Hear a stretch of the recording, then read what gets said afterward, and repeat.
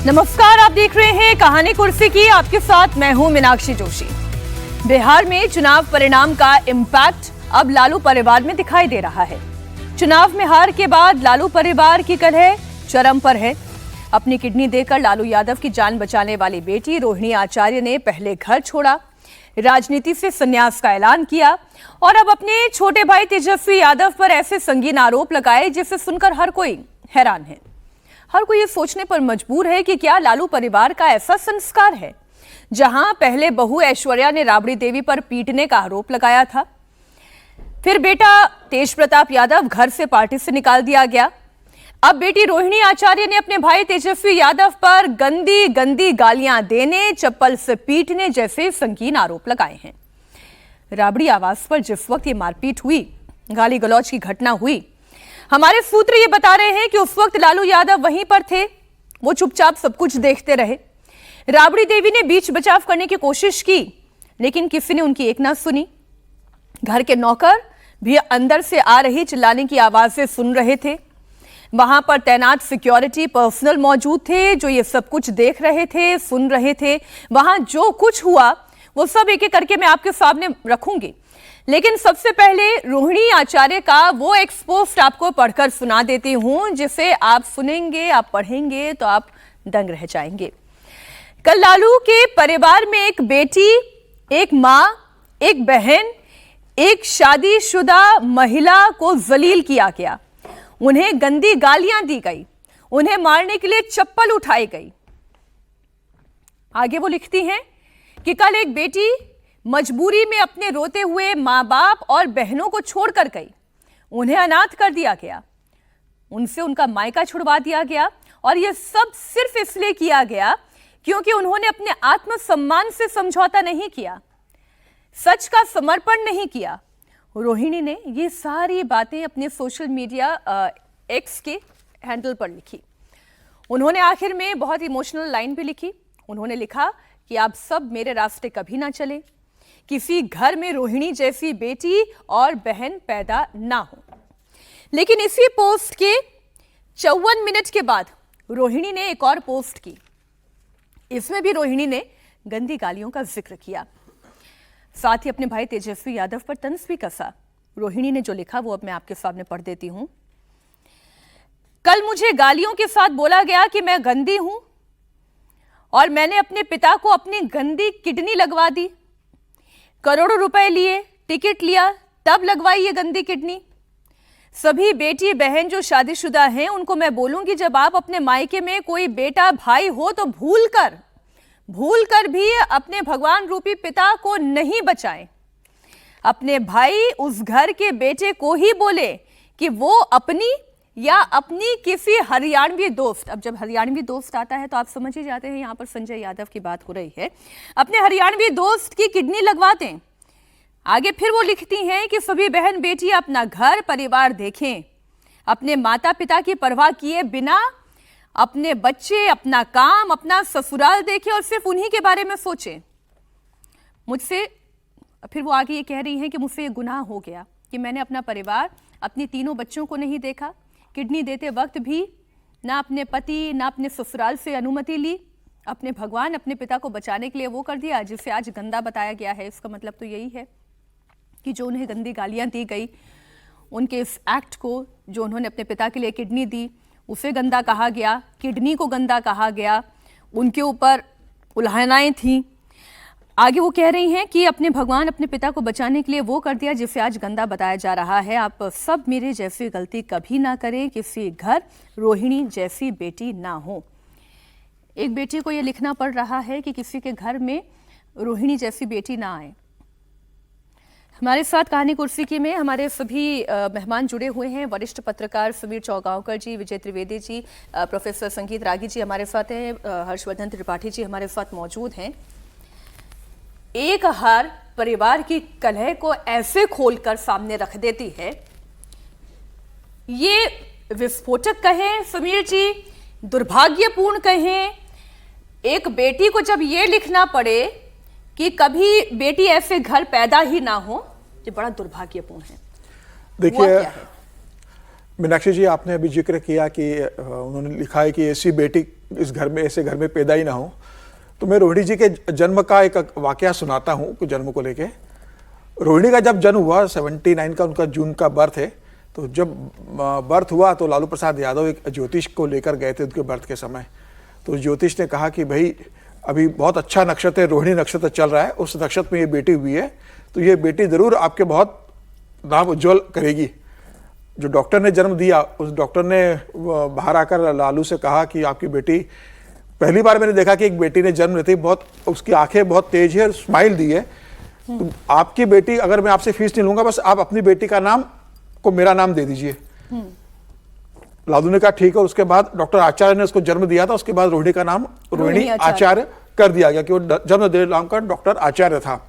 तो जो बेटी के लिए ज्योतिष ने कहा, डॉक्टर ने कहा कि ये बेटी, लालू से कहा कि ये आपका नाम रोशन करेगी, वही बेटी ने आज 2022 में जब पिता मौत से जूझ रहे थे और किडनी की जरूरत पड़ी, तो इतने बेटियों और भाइयों में से और इतने लोगों में से कोई नहीं आया। उस बेटी ने कहा, और उसने अपने पति से कहा कि भाई मैं अपने पिता को किडनी देना चाहती हूँ। उसके पति ने तुरंत कहा कि बिल्कुल आप दीजिए, मैं आपके साथ हूँ। पति ने सहयोग किया, पत्नी तैयार हुई, सिंगापुर में अपने पिता को उसने किडनी दी। वो आई, पिता ने कहा चुनाव लड़ो, वो चुनाव लड़ी, हालांकि लोकसभा चुनाव वो हारी। परिवार में उसके संग तमाम तरह के उसको अपमानित लगातार किया गया। वो तमाम अपमान के घुट पीती रही, परिवार के संग जुड़ी रही, प्रचार अभियान उसने अपने भाई का किया। और वो जो चाहती तो चुनाव के पहले भी वो सारी बातें बाहर लेकर आ सकती थी कि परिवार के अंदर जिस तरीके से जो हरियाणवी का जिक्र हो रहा है संजय यादव का, कि किस तरीके से उन्होंने पार्टी को हाईजेक किया। उसके बाद तो अब एक और क्रिमिनल का नाम आज मालूम पड़ा है जब उन्होंने लिया है कि वो क्रिमिनल ने किस तरीके से मर्डर किया और किस तरीके से वो संजय यादव दोनों पे पूछूंगी, लेकिन जो बात आप भी लिख रहे हैं, मैं जरा उस पर आपसे ये जानना चाहती हूँ कि आप ये भी कह रहे हैं कि लालू यादव वहां पर मौजूद थे। आपने ये भी कहा कि राबड़ी देवी भी वहां पर थी, बीच बचाव भी करने की कोशिश हुई, लेकिन इसके बावजूद उनकी किसी ने नहीं सुनी। लालू यादव की लेगेसी, लालू यादव की पार्टी, लालू यादव का परिवार, क्या सब कुछ हथियाने की साजिश हो रही है? मुझे लग रहा लगभग ये साजिश हो चुकी है और लालू प्रसाद यादव के हाथ से पार्टी, परिवार और संपत्ति सारा चला गया है लगभग। जिस तरीके से लालू बीमार रहे, तेजस्वी ने पार्टी का 2020 का चुनाव लड़ा, उसके बाद पार्टी को जिस तरीके से लिया, तेज प्रताप को पहले बाहर किया गया और तेज प्रताप के परिवार के अंदर जो उनकी पत्नी थी उसको किस तरीके से उसके साथ मारपीट की गई, वो रोते हुए हम सबने देखा इसका वीडियो कि वो रोते हुए घर के बाहर आ रही है, उसको कोई छोड़ने नहीं आ रहा है, वो घर से चली जाती है। उसके बाद तेज प्रताप यादव बाहर होते हैं। उसके बाद खबर आई थी मीसा भारती नाराज, लेकिन मीसा भारती को राज्यसभा भेजा गया। अब इस बेटी के साथ इस तरीके से व्यवहार हुआ है कि कल घर के अंदर लालू प्रसाद देख रहे हैं, उसको मारा पिटाया जाने की धमकी, रिवॉल्वर तक निकाली गई वहां पर, रिवॉल्वर तक निकाली गई कि गोली मार दी जाएगी, यहां तक की धमकी दी गई उसको। रिवॉल्वर किसने निकाली? ये अभी कंफर्म नहीं हो पा रहा कि वहां कौन लोग थे। वहां 4 से 5 लोग थे, परिवार के अलावा 3 लोग कौन थे जो तेजस्वी के साथ वहां खड़े थे और जिन्होंने धमकी दी कि अब अगर बात बढ़ेगी तो रिवॉल्वर निकाल दी जाएगी। लालू प्रसाद यादव चुपचाप पूरा तमाशा देखते रहे। राबड़ी देवी ने हाथ जोड़ के कहा कि मामले को यहां खत्म करो।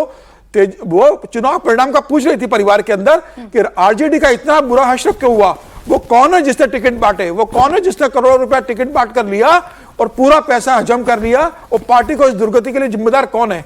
तो जवाब देना चाहिए था ना। रिवॉल्वर निकाल देना, मारपीट करना, घर से एक बेटी चली जाए और उसके बाद अभी तक ना लालू तेजस्वी का कोई ट्वीट नहीं आ रहा कि भाई मुझसे गलती हो गई, हमारी बहन है, मैं उसको लेकर आऊंगा। नहीं, आप कैसे एक्सपेक्ट करते हैं कि वो ये कहेंगे कि मुझसे गलती हो गई? अगर ऐसा कह देते हैं तो ये अच्छी बात होगी, एक बहन को वापस वो मना लेते हैं तो ये अच्छी बात होगी। लेकिन देखिए, जो हमें हमारे सोर्सेस से मिल रहे हैं या जो जानकारी अभी समीर जी दे रहे हैं कहानी कुर्सी की में हमें बता रहे हैं, कुछ बातें तो रोहिणी आचार्य ने एकदम साफ साफ कह दी। उन्होंने कहा ना कि जो अपने आप को इस चुनाव में चाणक्य बता रहे थे, उनसे पूछिए ना पार्टी की ये स्थिति क्यों हो गई। और ये तो किसी भी पार्टी के नेता और कार्यकर्ता का काम है कि भाई कोर्स करेक्शन करें, पूछें। लेकिन जो हमारे सोर्सेस बता रहे हैं हर्षवर्धन जी कि सीधा सीधा आरोप फिर से रोहिणी आचार्य पर लगा दिया गया। हमारे सोर्स ये बता रहे हैं कि कहा है तेजस्वी यादव ने रोहिणी आचार्य को कि तुम्हारी हाय लगी है। और ये तक जब नतीजे आने वाले थे, यानी कि काउंटिंग शुरू होने वाली थी, काउंटिंग शुरू होने से पहले भी रोहिणी आचार्य ने तेजस्वी को गुड लक कहा है, शुभकामनाएं दी है। तो उसका भी कोई रिप्लाई तेजस्वी ने नहीं दिया है। रोहिणी को, अपनी बहन को कोई रिप्लाई नहीं दिया। और फिर ये खटास इतनी बढ़ गई, फिर जो बातें अभी समीर जी भी बता रहे हैं, इस स्थिति पर आ गई है परिवार की हालत। देखिए मीनाक्षी, सबसे पहले तो ये कि रोहिणी आचार्य के साथ जो कुछ हो रहा है वो दुखद है। किसी भी परिवार में ये नहीं होना चाहिए। और हम लोग चर्चा कर रहे हैं, कल रात से हम भी उस खबर को देख रहे हैं। मैंने वो वीडियो देखा, हमने लिखा, फिर वो मुझे लगा कि किसी भी परिवार में जब बहन बेटियों पर चप्पल चल जाए, और ज़्यादातर जगह यही है, हम लोगों के यहाँ तो मतलब बेटियाँ उनके पैर छूते हैं, हम लोग के यहाँ तो दूसरी तरह से देखा जाता है। लेकिन अगर सामान्य हिंदू परंपरा में भी कहें तो बेटी का बड़ा सम्मान होता है। बिल्कुल। बेटी घर में आई है तो फिर भले ही वो 2 दिन के लिए आए, जितने दिन के लिए आए वो, बल्कि कई बार ये घर में ये भी होता है कि जो बेटा है और उसकी पत्नी, उसको लगता है कि अरे बेटी आ गई, देखो ये सब चला रही। मतलब सामान्य में बात कर रहा हूं।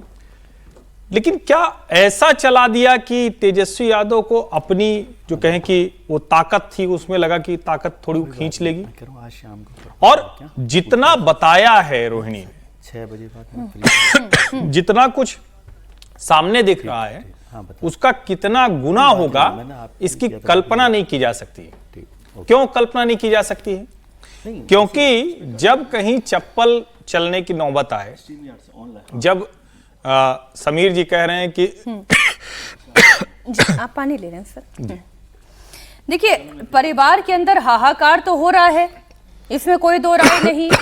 और जो फोर्सेस बता रहे हैं वो तो अतिरिक्त जानकारी है। बाकी अब बचा क्या है? सब कुछ तो विजय जी रोहिणी ने लिखकर रख दिया है। वो ये कह नहीं आप मेरे रास्ते पर ना चले। इतने दिनों से जो जयचंद जयचंद जयचंद बोला जा रहा था, वो और कौन थे?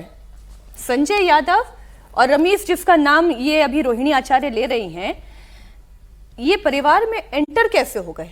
अगर पार्टी के वो हितैषी थे, पार्टी के कार्यकर्ता थे, पार्टी के नेता थे, रणनीतिकार थे, तो पार्टी तक सीमित थे ना, वो परिवार में कैसे आ गए? देखिए, एक तो मैं सबसे पहले आपकी इस बात से असहमत हूँ बड़े जोर से कि आपने कहा कि चुनाव खत्म हुए, चुनाव की हार के बाद अब ये सब हो गया। ऐसा नहीं हुआ। इस सब की वजह से चुनाव हार गए, ऐसे आप कह सकते हैं।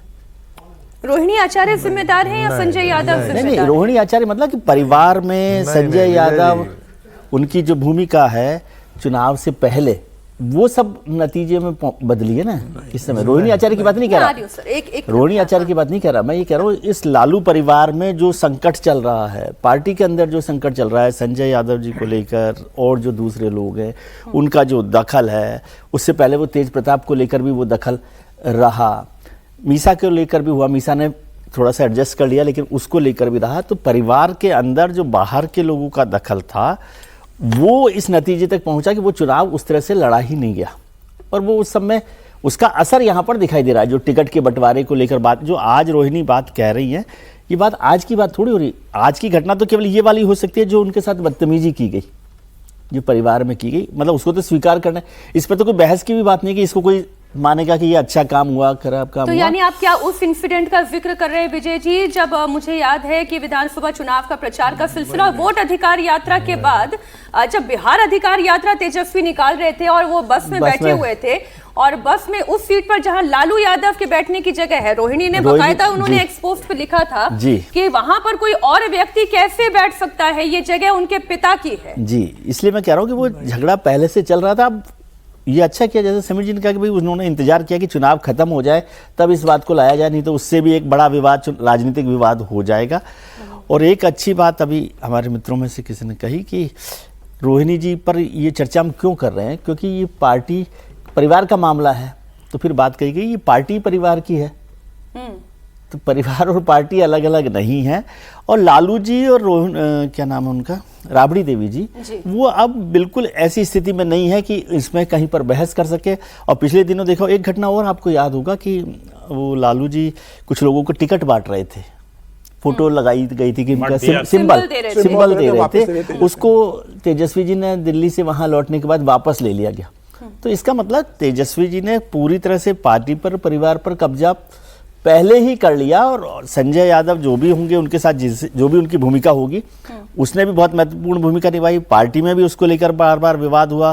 वो सिद्दीकी साहब, क्या नाम है, अब्दुल बारी सिद्दीकी साहब, उन्होंने भी उस पर चर्चा की थी, तो वो सारा घमासान उस समय चल रहा था। और मैं समझता हूँ उस घमासान का नतीजा है कि आरजेडी पार्टी आज यहाँ पर पहुंच गई। बिहार के लोगों ने तो फिर भी वोट दिया कि घटनाक्रम एक के बाद एक ऐसे बनते बनते चले गए गए। जो पार्टी की ये स्थिति और परिवार की स्थिति। हाँ। आपकी एक बात से तो मैं पूर्णतः सहमत हूँ कि हाँ, लालू यादव का, रागी जी आप इस पे अपनी बात रखिएगा, कि लालू यादव का जो उदय हुआ था, उन्होंने सोशल जस्टिस के मसीहा के तौर पर अपने आप को प्रोजेक्ट किया, लेकिन अंततः वो वहीं पर आ गए थे। मीनाक्षी प्लीज, उन्होंने प्रोजेक्ट किया सर। मत कहिए, मतलब अब भी अगर हम लोग ये जो बात कर रहे हैं था, वो तो बड़ा मुझे अन्याय बताना कर रहे पड़ेगा हैं। ना। हम लोग आज बिहार से के 20 साथ साल बिहारियों के पहले- साथ अन्याय कर रहे हैं। सामाजिक न्याय अगर किसी ने किया है तो अटल बिहारी वाजपेयी और नीतीश कुमार ने किया है। सर देखिए, प्रोजेक्शन और परसेप्शन कोई जो खड़ा करता है उसी के इर्द गिर्द Actually, पूरी उसकी नहीं, राजनीति मैं कह रहा हूं चलती है। कि उस पर ही बात करनी पड़ेगी कि वो प्रोजेक्शन ही गलत था, इसलिए कोई मैं कह रही हूं, सोशल मैं अपनी जस्टिस बात नहीं। में पूरी कर लेती हूँ सर। उन्होंने अपने आप को प्रोजेक्ट वैसे ही किया कि वो सोशल जस्टिस के मसीहा हैं, लेकिन अंततः उन्होंने किया क्या? जब वो जेल गए तो उन्होंने राबड़ी देवी को आगे कर दिया, मीसा भारती को उन्होंने सांसद बना दिया, फिर तेजस्वी यादव को पार्टी की कमान सौंप दी, तेज प्रताप यादव को वो पॉलिटिक्स में लेकर आ गए, अपने साले को भी उन्होंने राजनीति में आगे बढ़ा दिया, विधान परिषद का नेता राबड़ी को बना दिया, विधान परिषद का राबड़ी देवी को और विधानसभा का तेजस्वी को बना दिया। तो राजनीति पॉलिटिकल पार्टी और पॉलिटिकल पार्टी ही परिवार है। ये इस बात से मैं आपसे सहमत हूं, लेकिन ये जो अभी परिवार में पार्टी, हाँ, लेकिन ये जो पार्टी ही परिवार, परिवार ही पार्टी वाली जो स्थिति थी, आज रोहिणी आचार्य को इस स्थिति में लेकर क्यों आ गई है ये पार्टी, या ये परिवार क्यों लेकर आ गया, जहां वो ये कह रही है कि मुझे आत्मसम्मान से मुझे समझौता नहीं करना था, मेरी बेइज्जती बहुत हुई, रोते हुए माँ बाप को छोड़कर मैं अनाथ हो गई। देखिए मीनाक्षी, पहली बात तो कि मैं ये जो विजय जी ने जो कहा कि परिवार के कलह के कारण जो है वो राष्ट्रीय जनता दल की ये स्थिति आई, मैं इससे बिल्कुल ही असहमत हूँ। हो सकता है कि आपके परिवार के अंदर कलह हो और उसके कारण आप 10 सीटें हार जाएं, 20 सीटें हार जाएं, लेकिन आपका पूरा सुपड़ा यदि साफ हो जाता है तो ये परिवार के कारण, परिवार की आंतरिक कलह के कारण नहीं है, ये कुछ और ही बात है। दूसरी बात, इससे भी कोई असहमत नहीं हो सकता है कि जब आप परिवार के अंदर जब भी इस प्रकार की होती है परिवार की पार्टी में, तो सत्ता का संघर्ष, जब सत्ता आने की होती है तो संघर्ष अपने अंदर ज़्यादा होता है। जब सत्ता नहीं होती है संघर्ष बाहर से आप करते हैं, लेकिन जब पूर्व लगता है कि सत्ता अंदर आने वाली है या सत्ता अंदर आती है तो अपने अंदर संघर्ष ज़्यादा पैदा होता है। अब आप हम कैसे भूल जाएं कि शाहजहां के बेटों ने सबों ने एक दूसरे को के खिलाफ कैसे विद्रोह किया, तो यह भी एक पैलेस की लड़ाई है जिसे आप कहते हैं। को सब याद आ रहा है आपको? ये भी मैं सिर्फ एक इसका विश्लेषण कर रहा हूं, ध्यान रखिएगा कि ये अंदर की भी लड़ाई है, अपने परिवार के अंदर की सत्ता का उत्तराधिकारी कौन होगा, कैसे नहीं होगा। इसमें तेजस्वी ने, इसमें कोई दो राय नहीं कि तेजस्वी इसमें सबसे ज्यादा काबिल थे और तेजस्वी ने पार्टी पर कब्जा किया। पार्टी पर उनको, जैसे कहा ना कि जब एक व्यक्ति अनपढ़ हो ना, तो बाहर से एक पढ़ा लिखा जैसे ही आदमी आता है ना, उसके लिए वो बड़ा वो गाइडिंग फोर्स हो जाता है, फिर चाहे वो जिस रास्ते पर हाँकना चाहे उसे हाँक दे सकता है। आप ये मैं संजय यादव के लिए कह रहे मैं हैं? तेजस्वी के लिए भी बोल रहा हूँ। तेजस्वी 9वीं फेल है, ये भी हमें ध्यान रखना चाहिए। एक पढ़ा लिखा है, मर्डर। दूसरा नाम आ गया दूसरा संजय यादव कौन है, इनकी क्या पृष्ठभूमि है जी, या आप जानकारी रखिए। ये जेएनयू से बैकग्राउंड से है, जो मुझे जानकारी मिली है। और जो होता है जमीनी लड़ाई से, आदमी जब बिहार की जमीनी लड़ाई से वो कोई वाकिफ नहीं होती थे, लेकिन जब होता क्या है कि आप ट्यूटर विजडम पर काम करते हैं और आपको बड़ी बड़ी ये चीजें दिखाने। राहुल गांधी की क्या स्थिति है? राहुल गांधी को अपनी समझ न भारत के बारे में है, न भारतीय सभ्यता के बारे में, न यहाँ की धर्म संस्कृति के बारे में। एक इंटेलेक्चुअल सेल है जिसे माओवादियों और वामपंथियों के गिरोह ने जकड़ लिया है, उसकी संगत में आए, उनको जो लगता है उनको लगता है। उन्होंने अपना घर तो डुबा रखा है वामपंथियों ने। कांग्रेस पार्टी में वो जैसे जैसे बोलते हैं, वो लड़ाई अडानी अंबानी और सारे वैसे ही वो नारे, जैसे नहीं होता है 12वीं क्लास का बच्चा जब आता है ना कॉलेज में, तो छोटे छोटे ऐसे ऐसे क्वाइंस लाते थे, वो बड़ा लगता है कि वो पूरा जीवन परिवर्तन कर देगा। उसी पृष्ठभूमि से वो निकल करके आए थे, बिहार की भूमि पर गए और उन्होंने किसी भी पार्टी के संगठन के बड़े वरिष्ठ लोगों से बात करना बंद कर दिया। यदि तेजस्वी से मिलना हो किसी को तो माध्यम कौन बना? संजय यादव बन गए। प्रवक्ता कौन बना रहा है? संजय यादव बना रहे हैं। संगठन में दखल उनका हो रहा है। परिवार के लोग आखिर सत्ता तंत्र के आसपास ही थे। अच्छा, जानकारी जो हमें मिली है, आप बताइए सही है या नहीं है? दो बातें जोड़ दूं। संजय यादव घर तेजस्वी के ही घर में रहते हैं? बिल्कुल। अच्छा, बिल्कुल। और आप देखिए ना किस सामाजिक न्याय की बात करते हैं। जब तेजस्वी यादव के बेटी की जो पहली सालगिरह थी, उनमें उनकी पत्नी का जो बताया गया था कलाई के कंगन, उसकी 6 लाख की कीमत, और ऐसे ऐसे कपड़ों को मिलाकर के 15 और 16 लाख का जो अपने ऊपर वस्त्र धारण करके और आभूषण धारण करके वो सामाजिक न्याय का पुरोधा कैसे हो सकता है? आप सोच सकते हैं, जब आप कह रहे हैं छठ का दिन है और आपने पूरे बिहार की सामाजिक संस्कृति से, पूरे परिवेश से काट करके आप जिंगल बेल आप बजा रहे हो, हैलोवीन आप कर रहे हो, और पीछे किसकी, क्राइस्ट की तस्वीर लगी हुई हो, कौन आदमी कनेक्ट करेगा? आप मुझे बताइए तो जरा। बिहार का आदमी यदि बिहार की माताओं और बहनों से आप करें, लोग जोड़ दे रहा हूं जो कह रहे हैं ना विजय जी, सफलता का राज वहां है। जो एक मां कहती है कि मुझे 10 रुपया मैं मांगता था तो मेरा बेटा पूछता था क्यों, क्या जरूरत है, मोदी ने हमको दिया, हम भूखे रहते थे, मोदी ने हमको दिया। ये बात है जिसे मोदी ने कनेक्ट किया है। मोदी मेरे लिए भगवान है, ये बात कनेक्ट किया। ये बात घर की लड़ाई के कारण नहीं आ रहा है। और दूसरी हिस्सा रोहिणी आचार्य ने जब तेजस्वी को घर से बाहर निकाला गया था, तब भी वो तेज प्रताप तब भी तेज प्रताप के साथ वो खड़ी थी, तब भी वो परिवार को बांधने के चक्कर में थी। यदि कोई विपरीत उससे गया है, अरे किसी बहन ने कह दिया कि तुमने गलत किया है, तो उसको हाय माना जाएगा और कहेगा तुम्हारे हाय के कारण जो है हम हार गए, हम गोली चला देंगे और तुमको घर से बाहर निकल जाओ यहां से। अरे भाई, बहन रूठ करके जाती है तो हम मनाने जाते हैं भाई। देखिए, हमारे यहाँ कहा तो यही जाता है कि जब घर पे माँ रोती है और ब्याही हुई बेटी अगर घर से रूठ कर निकल जाती है तो लक्ष्मी वहां से चली जाती है, कहा तो ये जाता है। लेकिन आज जो परिस्थिति लालू यादव के परिवार की, और लालू यादव के सामने ये सब कुछ हो रहा है जो हमारे सोर्सेस बता रहे हैं, वो वहीं मौजूद हैं लेकिन मूक बनकर सारी चीजें देख रहे हैं। लालू के सबसे छोटे बेटे तेजस्वी और बेटी रोहिणी के बीच हुआ विवाद पूरी तरह से पब्लिक डोमेन में आ गया है। अब सूत्र ये बता रहे हैं कि तेजस्वी यादव चुनाव में करारी हार का ठीकरा भी अपनी बड़ी बहन रोहिणी आचार्य पर फोड़ रहे हैं। तेजस्वी यादव को यह लगता है कि चुनाव से पहले रोहिणी ने परिवार के कलह को पब्लिकली उजागर कर दिया, जिसका जनता में बहुत गलत मैसेज गया। कल हुई बहस के दौरान तेजस्वी ने रोहिणी से इस बात का जिक्र भी किया था। सूत्रों के मुताबिक तेजस्वी ने रोहिणी से कहा था कि हम तुम्हारी वजह से चुनाव हारे हैं, हम लोगों को तुम्हारी हाय लग गई है। एक लाइन सिर्फ जोड़ देना चाहता हूं, बस एक लाइन जोड़ देना। लालू प्रसाद यादव के जो भी नजदीकी लोग थे, जो भी थे, उनको जो सलाह देते थे, उनको जो समर्थन देते थे, उनको जो बीच बीच में मदद करते थे, और वो चाहे वो इंटेलेक्चुअल लोग ही हो, मनोज झा के, एक की बात मैं नहीं कर रहा हूं, मैं नाम नहीं गिना करके उनको दुश्मनी बेचारे को नहीं खड़ा कर, सारे को उन्होंने किनारे कर दिया था। और इसका श्रेय किसको जाता है? कौन जिम्मेदार होगा? तेजस्वी ही पार्टी चला रहे थे, तेजस्वी पार्टी चला रहे हैं या तेजस्वी अपनी टीम के कहने के हिसाब से पार्टी चला रहे हैं? हर्षवर्धन जी, आपकी बात थोड़ी उस वक्त अधूरी रह गई थी, इसको जरा बोले। संजय यादव रमीश के कहने पर तेजस्वी यादव चल रहे हैं, तेजस्वी यादव के कहने पर संजय यादव और रमीश चल रहे हैं? परिवार किसके कहने पर चल रहे हैं? देखिए, मैं संजय यादव और रमीश की बात क्यों करूं? नेता तो तेजस्वी हैं। बिल्कुल ठीक है। तेजस्वी एक खराब क्रिकेटर, एक खराब बेटा, एक खराब भाई, एक खराब नेता, इसके तौर पर उभर कर आए।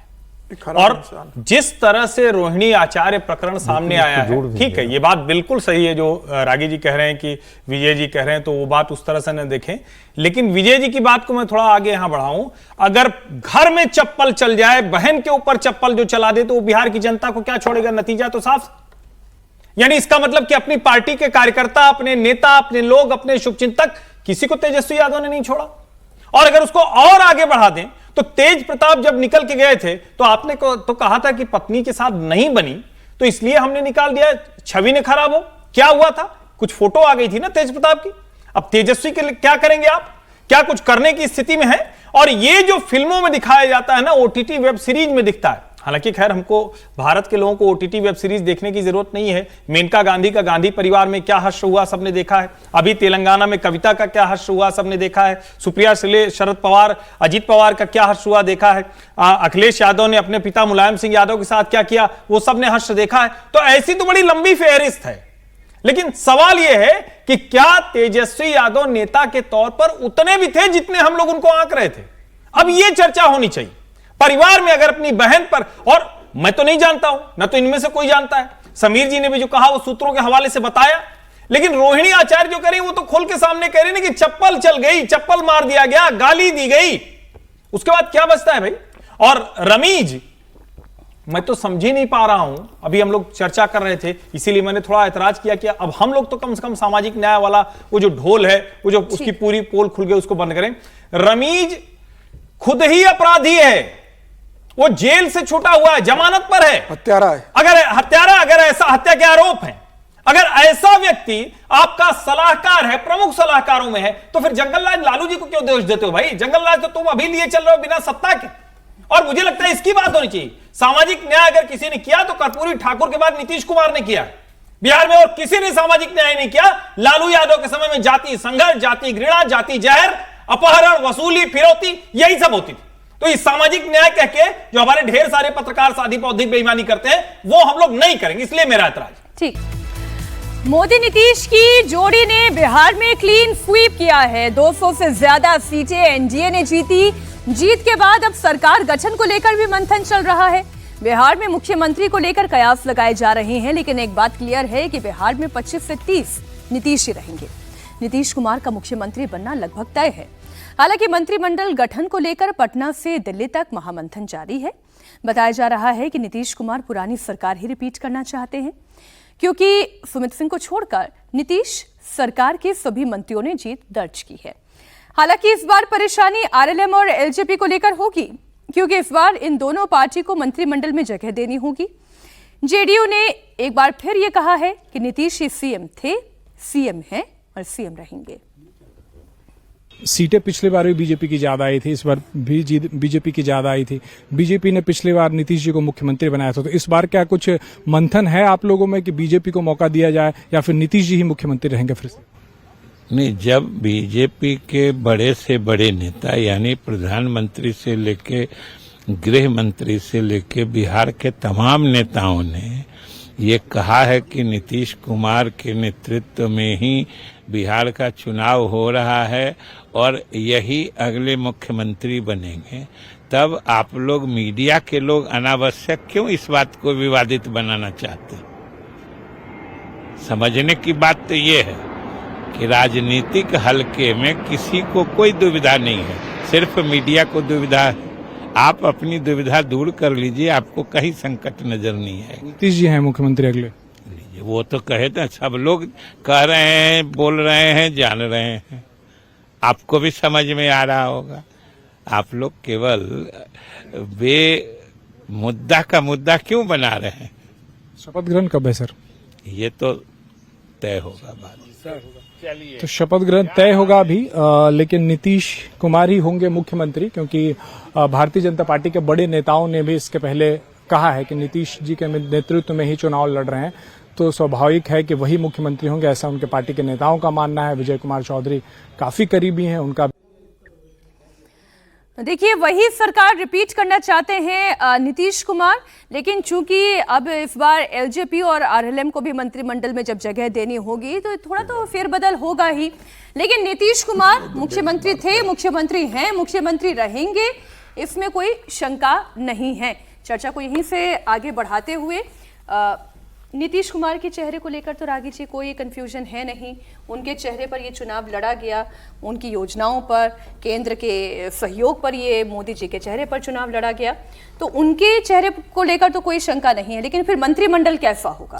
नहीं, देखिए, उनके चेहरे को लेकर शंका तो बिल्कुल ही नहीं है, तत्काल शंका नहीं है। अब 1 साल बाद क्या होगा, 6 महीना बाद क्या होगा, इसको कोई नहीं बता सकता है अभी से। आप तो बिल्कुल आरजेडी वाली बात कर रहे हैं। नहीं, आरजेडी वाली बात मैं नहीं कर रहा हूँ। ऐसे भी संभावना हो सकती है ना कि जेडीयू के 2 उप मुख्यमंत्री हो और भारतीय जनता पार्टी का मुख्यमंत्री हो, ये भी संभावना हो सकती है आने वाले दिनों में। मैं इससे इनकार नहीं कर रहा, एक विश्लेषण के तौर पर मैं ऐसी बात कर रहा हूँ कि इसकी भी संभावना से इनकार नहीं किया जा सकता है। लेकिन फिलहाल तो मुझे कोई ऐसी संभावना नहीं दिख रही है।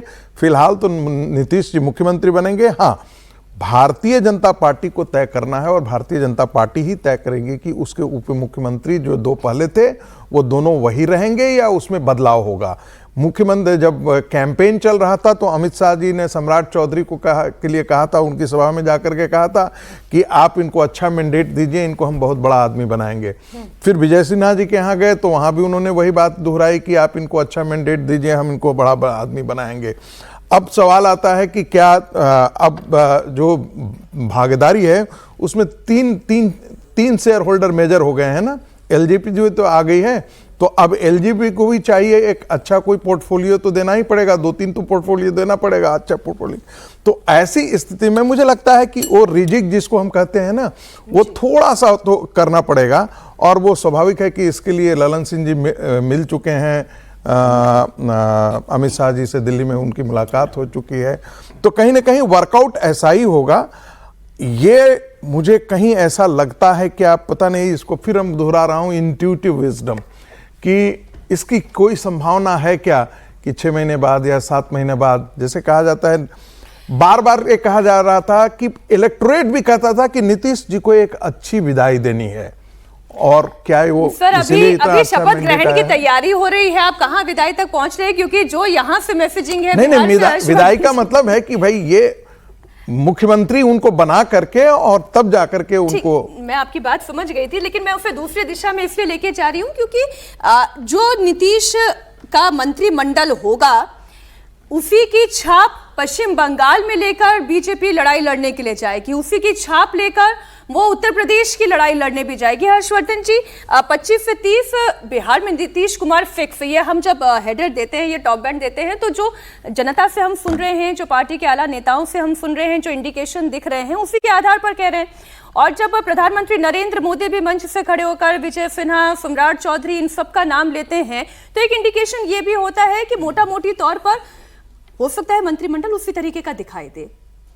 नहीं, निश्चित तौर पर लगभग मंत्रिमंडल उस तरह का होगा, लेकिन जब इतना बड़ा मैंडेट मिलता है ना, तो आपके पास विकल्प बहुत खुल जाते हैं, और जिसको कहते हैं ना कि प्रॉब्लम ऑफ प्लेंटी, वो जो मुश्किल आती है वो यहां होती हुई दिख रही है। और एक बात मैं बिल्कुल प्रोफेसर साहब से सहमत हूं, मैं तो बार बार कह रहा हूं, नीतीश कुमार का व्यक्तित्व तो अब मुख्यमंत्री की कुर्सी के लिए नहीं बना है, और इसको सुनने वाले भले उनको अच्छा लगे बुरा लगे, नीतीश कुमार बिहार के मुख्यमंत्री की कुर्सी से बहुत बड़े हैं, उनका व्यक्तित्व तो बहुत बड़ा है, पद्म भूषण पद्म विभूषण जैसे सम्मान के लायक है, उपराष्ट्रपति की कुर्सी के लायक हैं, या देश के किसी बड़े संवैधानिक पद पर बैठने के लायक हैं। आप जब मुख्यमंत्री की कुर्सी पर बैठे हैं और इतना शानदार, मैं उसको यूं भी कहता हूं कि बहुत शानदार वक्ता है, बहुत बढ़िया बात की, और उस पर पूरा हॉल तालियां बजा रहा है, तो उसके बाद एक समय आता है जब भाषण आपको रोकना भी होता है, वरना कितना भी अच्छा आप भाषण करें तो या तो तालियां ज्यादा बजेंगी, लेकिन उसके बाद लोग उठ के जाने भी लगते हैं। नीतीश कुमार को इतना शानदार फेयरवेल मिला है, ये फेयरवेल ही है, इसको आप समझिए। और अगर ये अल्टी पल्टी नहीं किए होते नीतीश जी, तो ये 2020 में ही उनको फेयरवेल के तौर पर दिया गया। अब इससे आगे क्या?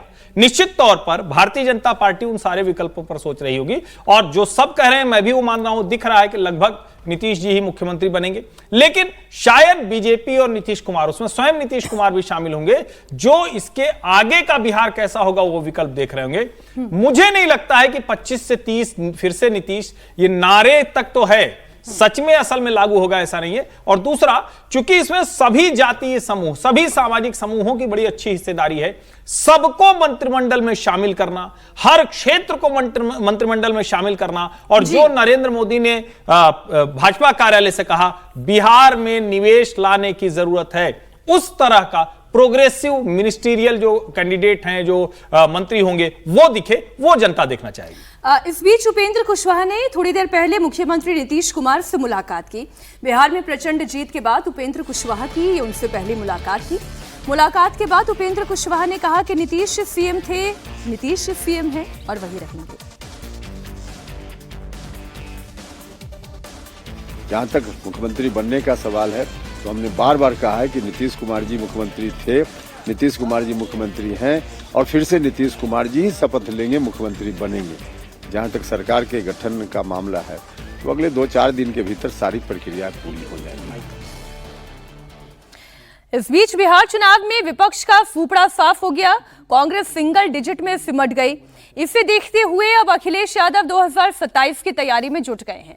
हालांकि अखिलेश यादव ये कह रहे हैं कि बुरे वक्त में दोस्तों का हाथ नहीं छोड़ना चाहिए। दूसरी तरफ कांग्रेस पार्टी के भीतर एकला चलो की आवाज उठने लगी है। अब इस खबर पर भी होगी चर्चा, लेकिन पहले आप ये रिएक्शन सुनें। कि हम लोगों को बहुत कुछ बीजेपी से सीखना है। बीजेपी स्ट्राइक रेट इतना अच्छा कैसे कर सकती है, और फिर तब जब बिहार में मैं खुद घूमा हूँ, तेजस्वी की जो पॉपुलैरिटी थी या कांग्रेस के साथ आना या हमारा जो गठबंधन था, लोग बदलाव के लिए आ रहे थे, ये तो मैं महसूस कर सकता था। लेकिन अब 202 डबल सेंचुरी हो जाना, ये हम लोगों को भी टारगेट फिक्स कुछ ऐसा ही करना पड़ेगा यूपी में। बीजेपी कुछ भी कहे, हमारा जो सिद्धांत कहता है कि दोस्त जब कमजोर हो, परेशान हो, तो उसको छोड़ना नहीं चाहिए। ये अखिलेश यादव विजय जी क्या इशारा दे रहे हैं? अखिलेश यादव पहले बहुत उम्मीद में थे कि ये बिहार में महागठबंधन की सरकार बन जाएगी, तो उत्तर प्रदेश में भी उसी कॉम्बिनेशन पर और एक माहौल में बड़ा काम में वो आएगा। अब वो निराश तो हुए ही हैं, तो उनको भी रीथिंक करना पड़ रहा है। रीथिंक अभी तो शुरू हुआ है, आगे रीथिंक करके। और जब वो कह रहे हैं कि कांग्रेस एकला चलो रे की बात कर रहे हैं, तो क्या वो उत्तर प्रदेश में मैसेज देना चाहते हैं उनको कि भाई आप अपना रास्ता देखिए, हम अपना रास्ता देखें? लेकिन मुझे नहीं लगता कि अखिलेश जी वहाँ बिना कांग्रेस के जाएंगे। वो कोशिश करेंगे कि उनके साथ मिलकर, क्योंकि और ज्यादा बिखराव होगा ना। एकला चलो वाला जो है वो कांग्रेस की तरफ से आया है। नहीं, मैं कह रहा हूँ वो भी समझते हैं। हाँ। मैं ये आपसे पूछना चाह रही हूँ कि ये जो एकला चलो वाली भावना अगर कांग्रेस की है, तो क्या बिहार में अकेले जाते तो बेहतर था? तेजस्वी के साथ गए, क्योंकि विश्लेषण ये भी हुआ कि उनकी भी पार्टी की लुटिया डुबोने में कांग्रेस पार्टी का बड़ा हाथ रहा। अब उत्तर प्रदेश को किस तरीके से समझेंगे? साथ रहने में फायदा है या अकेले चलने में फायदा है? पहले समाजवादी पार्टी के तौर पर और फिर कांग्रेस के तौर पर, दोनों विश्लेषण। मुझे नहीं लगता कि अकेले चलने में कोई फायदा है। कांग्रेस की अभी ऐसी स्थिति नहीं है। दोनों ही जगह, बिहार में भी उत्तर प्रदेश, बिहार में भी जो बचा देखिए, हम है ना बहुत सुपरफिशियल तरीके से इस पूरे इलेक्शन को एनालिसिस कर रहे हैं। मैं वहाँ तक सहमत हूँ कि भाई ये, हम उस समय जब रोहिणी की बात कर रहे थे तो चुनाव जीतने की बात नहीं कर रहे थे। चुनाव नरेंद्र मोदी और नीतीश कुमार की जोड़ी ने जीता, एनडीए ने वो जीता। लेकिन वहाँ जो घर में, परिवार में, पार्टी में जो झगड़ा हो, उसकी वजह से वो लड़ाई को थोड़ा सा डीप फोकस हुआ होगा ना, उस वजह से नहीं जीते। अब इसको देखिए आप, सीट, क्योंकि हम लोग डेमोक्रेटिक सिस्टम में फर्स्ट पास द पोस्ट के इलेक्शन सिस्टम पर रहते हैं और वो सबके लिए है, इसलिए बीजेपी की जो बम्पर जीत हुई है उसको तो आप नकार नहीं सकते। लेकिन इसको एनालिसिस करेंगे, डीपर एनालिसिस या पॉलिटिकल एनालिसिस करेंगे, तो आरजेडी को तो सबसे ज्यादा वोट मिले हैं। मतलब बिहार की जनता तो एक साथ खड़ी थे, 1,15,00,000 वोट मिले। कितने सीटों पर वो चुनाव लड़े हैं, इसी अनुपात में ना वोट का एनालिसिस। टोटल 1,15,00,000 मिले हैं वोट जी। भारतीय जनता पार्टी से भी 14 लाख वोट ज्यादा मिले हैं। सर तो वो 146 सीट 143 सीट पर जीती लड़ाई नहीं पड़ा ना, तो हो सकता है 243 पे लड़ते तो 2 करोड़ वोट भी हो सकते थे। नहीं, आप इसको दूसरे, मैं ये कह रहा हूँ कि बिहार की जनता ने तो उनका साथ दिया। उनकी जो स्ट्रेटेजी थी, लड़ाई थी, जैसे एनडीए में हुआ कि उन्होंने छोटे छोटे पार्टियों को भी, पासवान साहब को, क्या नाम था इनका, कुशवाहा जी को, जीतन राम मांझी को, सबको साथ जोड़ लिया। तो वो 10-10, 5-5 हजार वोट मिलकर भी हर सीट पर वो बड़ा हो गया मसला। वो काम वहां नहीं कर पाए। इसलिए अब ये सोचना कि कांग्रेस अकेली लड़ लेती तो वो इतना भी नहीं होता जितना हो रहा है। ठीक है। और उत्तर प्रदेश में भी ऐसे होगा। उत्तर प्रदेश का आपने पिछला चुनाव देखा है, लोकसभा में वो दोनों मिलकर लड़े तो बेहतर तरीके से लड़े। कांग्रेस अकेले लड़के उत्तर प्रदेश में भी कुछ नहीं कर सकती। तो कांग्रेस फिर ये मैसेजिंग क्यों कर रही है? वो ऐसा मैसेज होता रहता है कि सब लोगों की अपनी अपनी वॉइस होती है, कांग्रेस का मैसेज नहीं है। विजय जी, जब हम लोग राघोपुर जिक्र कर रहे थे ना, तो हमने एक चीज कहा था कि भारतीय जनता पार्टी और यदि एलजेपी यदि सारी सीटें मिल जाएंगी तो फिर हो सकता है कि कॉन्टेस्ट बहुत कठिन हो जाए राघोपुर में। तब आपने कहा था कि इसे ऐसा संभव होता नहीं है, नोटा वोटा सब एक साथ नहीं जड़ता है। लगभग वैसी ही थी स्थिति। तेजस्वी बुरी तरीके से हारने के, आप यदि 10वां फेज तक देखेंगे तो बुरी तरीके से हार ही रहे थे वो। मेरा कहने का सिर्फ इतना ये हार है। कैसे रहे थे? 12,000 वोटों से वो जीते हैं, तो फिर हार कैसे रहे मैं थे? तो कह रहे हैं वो 12,000 वोटों से पीछे चल रहे थे। नहीं तो कभी चल रहे थे ना, ये तो नतीजे फिर 200 सीटों पर चर्चा करेंगे तो पता होगा किस राउंड में कौन पीछे चल रहा है। नतीजों से हम चर्चा करेंगे ना। हम अखिलेश मेरा यादव ये और कहना उत्तर है कि प्रदेश पर इसे लेकर आ रहे हैं। अर्थमेटिक जो है ना, हमेशा मैं आप ही के तर्क को मैं कह रहा हूं कि मैं तो आप ही के तर्क से जा रहा हूं कि अर्थमेटिक हमेशा काम नहीं करता है, तो वैसे ही केमिस्ट्री काम करता है ना। हाँ, तो इसलिए मैं कह रहा हूं कि सबको साथ मिलकर चलना है। अभी उत्तर प्रदेश के अंदर यदि कांग्रेस पार्टी अपने आप को रिवाइव करना चाहती है तो वो कंधे पर रख करके रिवाइव नहीं हो सकती है। बिहार में रिवाइव नहीं हो सकती है। उसका एक अपना वोट बैंक था, कमिटेड वोट बैंक था, जिसका नहीं होता है वो दूसरे, और वो खत्म हो जाए तब बात समझ में आती है। वो दूसरे के कंधे पर रख करके आगे बढ़ सकता है, लेकिन जिसका ऑलरेडी हर जगह वोट बैंक था वो एकदम खत्म हो गया है, तो वो रिसर्जेंस जो है किसी दूसरे के बेस पर नहीं हो सकता। एक लाइन में बताइए, कांग्रेस अलग चुनाव लड़े, अखिलेश यादव अलग चुनाव लड़े, आप इस मत के यदि कांग्रेस पार्टी राष्ट्रीय स्तर पर अपने आप को पुनर्जीवित करना चाहती है तो बिना अखिलेश को मारे हुए, बिना तेजस्वी को पीटे हुए वो आगे नहीं खड़ी हो सकती है। समीर जी, अब आप इसमें अपनी बात रख लें। अखिलेश यादव जो ये मैसेज दे रहे हैं कांग्रेस पार्टी को, वो ये कह रहे हैं कि मेरे साथ चलिए।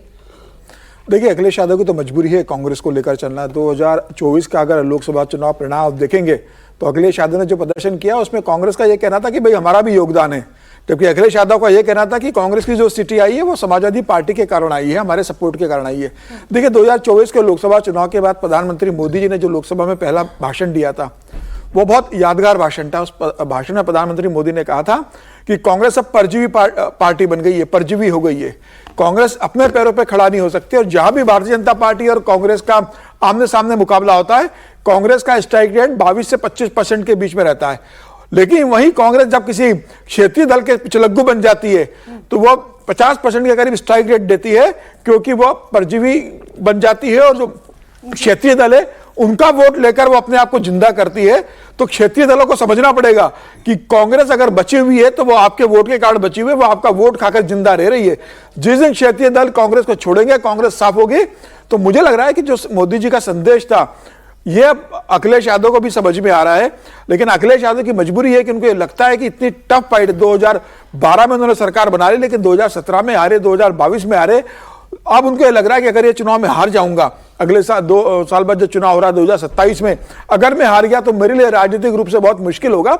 और बिहार का ये चुनाव परिणाम देखने के बाद, अभी तो उसके बाद बंगाल का चुनाव आने वाला है, प्रधानमंत्री कह चुके हैं कि गंगा तो बिहार से बंगाल जाती है, तो बता दिया है कि बंगाल में हम क्या परिणाम लेकर आने वाले। अगर बंगाल में भारतीय जनता पार्टी सरकार बना लेती है या बहुत फाइट में आ जाती है तो आप ये भूल जाइए कि अखिलेश यादव अकेले लड़ने की हिम्मत करेंगे। लेकिन मुझे लगता है कि अखिलेश यादव को ये डर बैठ गया है कि कांग्रेस जिसके साथ लड़ती है उसको डुबा देती है, खुद तो डूबेगी, हमको भी ले डूबेगी। तो अखिलेश यादव से कोशिश करेंगे। उनके मन में ये बात होती है हर्षवर्धन जी, तो फिर वो एकला चलो वाली बात नहीं कहते। एक तो पक्ष इसका ये है, और दूसरा मैं थोड़ा इसे पर्सनालिटी पर भी लेकर जाना चाहती हूँ। जब हम बिहार के इलेक्शन को एनालिसिस करते हैं तो उसमें नीतीश कुमार की छवि का भी एनालिसिस होता है। जिस तरीके से जातियों का समीकरण बनाकर वो चलते हैं, कुछ उसी हद की कोशिश अखिलेश यादव भी करना चाहते हैं। वो पीडीए को लेकर आगे चलना चाहते हैं, और फिर उसमें कांग्रेस का अगर अलायंस होता है समाजवादी पार्टी के साथ तो क्या स्थिति बेहतर बन पाती है, और क्या अखिलेश यादव वो कर पाएंगे? देखिए, लोकसभा चुनाव में अगर अखिलेश और कांग्रेस एक साथ नहीं लड़ते तो जो अब की बार 400 पार का नारा था वो सही होता हुआ दिखाई देता।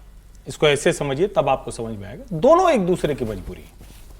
कांग्रेस पार्टी पैन इंडिया कभी बड़ी नहीं हो सकती, रीजनल पार्टीज अगर बड़ी रहेंगी बिल्कुल ठीक बात है, लेकिन जब रीजनल पार्टीज भी इतनी पिटी हुई हैं और कांग्रेस भी इतनी पिटी हुई है तो जिसको कहते हैं ना कि एक दूसरे का सहारा मिल रहा है, तो जो हारे को हरिनाम कहा जाता है ना, तो ये हारे को हरिनाम है। मतलब ठीक है, कुछ तो मिल जाए, कुछ तो स्थिति बन जाए, लेकिन क्या ये अकेले या साथ में प्रभावी होंगे, उसका एकमात्र जो कहे कि फॉर्मूला है, पहले तो आप तय तो कीजिए कि एक साथ आप लड़ रहे हैं। बिहार में तो ये दिखा नहीं, कहीं नहीं दिखता है। कांग्रेस पार्टी जिस तरह से व्यवहार करती है, विशेष करके जब मैं कहता हूं कांग्रेस, तो राहुल कांग्रेस सुना करिए। राहुल कांग्रेस किसी के साथ चलकर रणनीति बनाकर चुनाव लड़ने की अवस्था में नहीं, क्योंकि उसका नेता मानसिक तौर पर राजनीति के लिए तैयार है ही नहीं। वो इसके लिए तैयार ही नहीं होते कोई रणनीति बना के चलेंगे। आज उनको सुबह मन किया कुछ और करने लगे, लेकिन उनके कल वोट मन चोरी किया वाले मिस्त्री मुद्दे बन को, गए, कुछ कारपेंटर बन गए। हर्षवर्धन जी, उनके वोट चोरी वाले मुद्दे को, उनके एफआईआर वाले मुद्दे को अखिलेश यादव ने खूब समर्थन दिया है। देखिए समर्थन तो दे रहे हैं, लेकिन जनता तो परिणाम देखती है ना।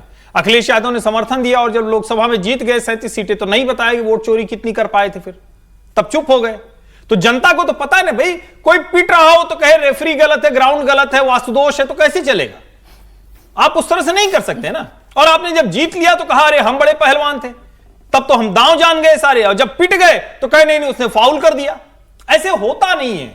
और लोकतंत्र में जनता बहुत अच्छे से देख रही है कि बार बार जनता जो परिणाम देती है उसका मजाक, उसका अपमान ये विपक्षी दल करते हैं, चाहे साथ लेके मिले, चाहे मिलके लड़े, चाहे अलग अलग लड़े। अगर जनता का अपमान करना बंद नहीं करेंगे तो इनका ये हाल ठीक नहीं होने वाला है। एक जो मुस्लिम उप मुख्यमंत्री दिया जा सकता है विजय जी, ये भी बिहार में बड़ी चर्चा का विषय रहा था कि महागठबंधन ये ऐलान कर सकती थी।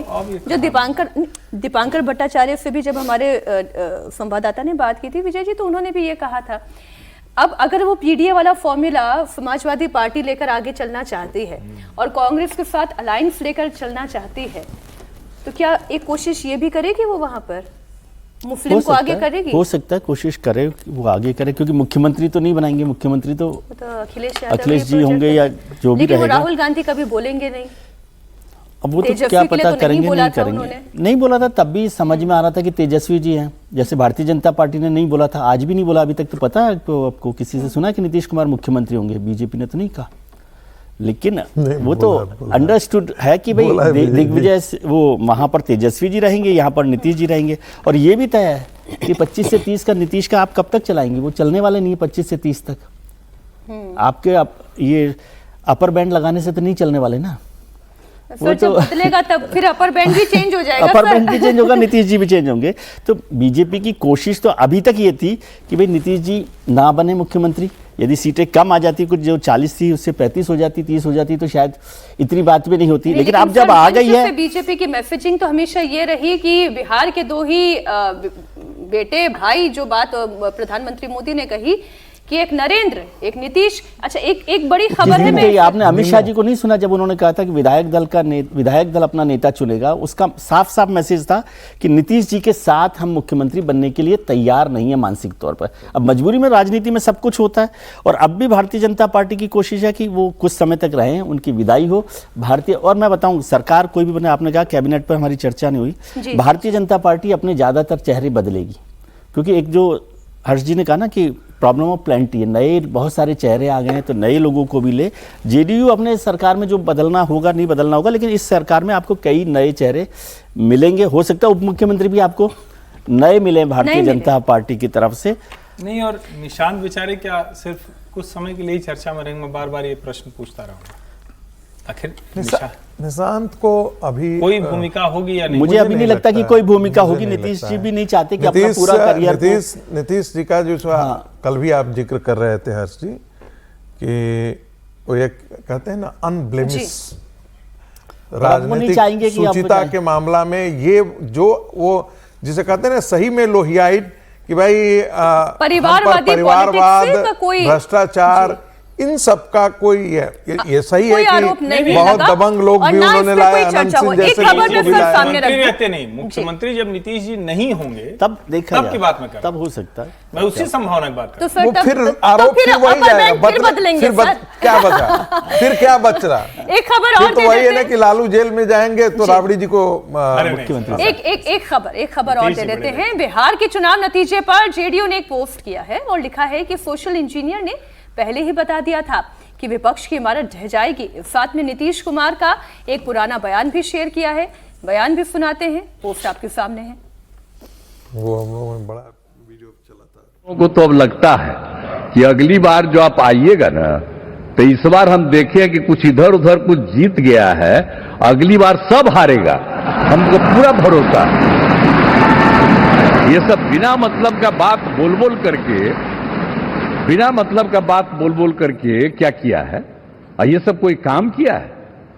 उन लोगों ने आज तक कोई काम नहीं किया, देश की कोई सेवा नहीं की है। लेकिन आपने इतनी सेवा की है और उसके बाद इस तरह से हुआ है, तब इस बार फिर जो मौका मिला है, तो इस मौका के बाद आगे अब उन लोगों के लिए कोई गुंजाइश नहीं रहेगा, वो सब खत्म हो गया।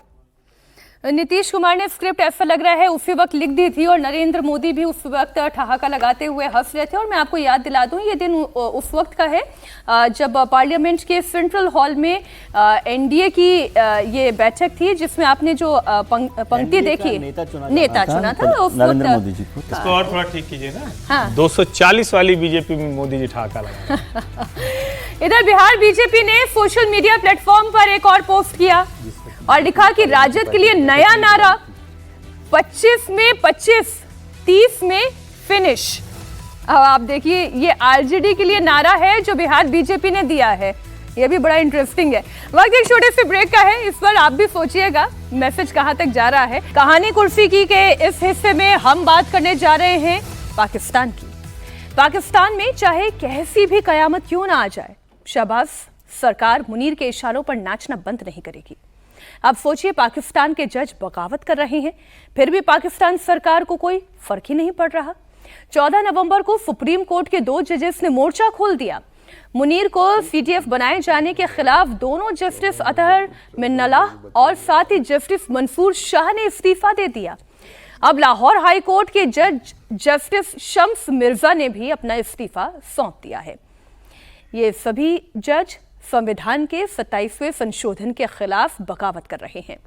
इनका कहना यह है कि ऐसा करके सरकार ने संविधान से खिलवाड़ किया। पाकिस्तान सरकार ने संविधान संशोधन कर मुनीर का ताज ताहयात महफूज कर दिया। इसका मतलब यह है कि मुनीर ताउम्र वर्दी पहन कर रहेगा। अरे क्यों पहन कर रहेगा? खैर, ये पाकिस्तानी जाने। उसे ना तो राष्ट्रपति हटा सकेंगे और ना ही प्रधानमंत्री। अगर उसे हटाना होगा तो महाभियोग ही एकमात्र रास्ता है। इतना ही नहीं, परमाणु बम का भी बटन मुनीर के हाथ में दे दिया। सरकार की ये कारस्तानी जजों को समझ नहीं आ रही है। इसके बाद जज बगावत पर आ गए हैं और इसी कड़ी में जस्टिस शम्स मिर्जा का नाम भी शामिल हो गया है। तो पहले इसी पर बात कर लेते हैं। सारे अधिकार दे दिए विजय जी, जो मन चाहे वो कर सकते हैं। सरकार उसके हाथ, सेना उसके हाथ, बम उसके हाथ, पाकिस्तान की आवाम वो भी मुनीर के हाथ। देखिए मीनाक्षी जी, इसमें दो अलग अलग बातें जो सुप्रीम कोर्ट के जजेज कर रहे हैं। वो वहाँ पर जो पार्लियामेंट में, सेनेट में, नेशनल असेंबली में जो एक बदलाव किया गया है वो है जजेज के अपॉइंटमेंट, जजेज के ट्रांसफ़र, जजेज के प्रमोशन का अधिकार सरकार के पास आ गया, जो पहले कॉलेजियम के पास था, जैसे यहाँ है, जैसे भारत में है। तो वो उससे नाराजगी है। पहली बात, वो एक बड़ा कारण है उनका कि वो उससे नाराज हो रहे हैं। दूसरा, जिस तरह से मुनीर को दिया गया, और हमने लिखा है, आपने भी कहा कि महाभियोग से हटा सकते हैं। महाभियोग कौन करेगा? ये सरकार में तो जो इनकी पार्टी है, राष्ट्रपति जी की क्या नाम है, जरदारी साहब की पार्टी, उन्होंने सपोर्ट किया उनको। तो मतलब सब मिलकर उसको बना रहे हैं, तो कहाँ से महाभियोग होगा? और ये बहुत खतरनाक है किसी भी डेमोक्रेटिक सिस्टम में। वैसे तो कहा ही जाता है कि डेमोक्रेसी अब तो दिख ही नहीं रही है। नहीं, कहने के लिए मतलब डेमोक्रेटिक सिस्टम तो है ना, डेमोक्रेसी नहीं दिख रही। वो तो वैसे भी कहा ही जाता है कि दुनिया भर में सब देशों के पास एक सेना होती है, पाकिस्तान अकेला ऐसा है जिसके पास एक सेना के पास देश है।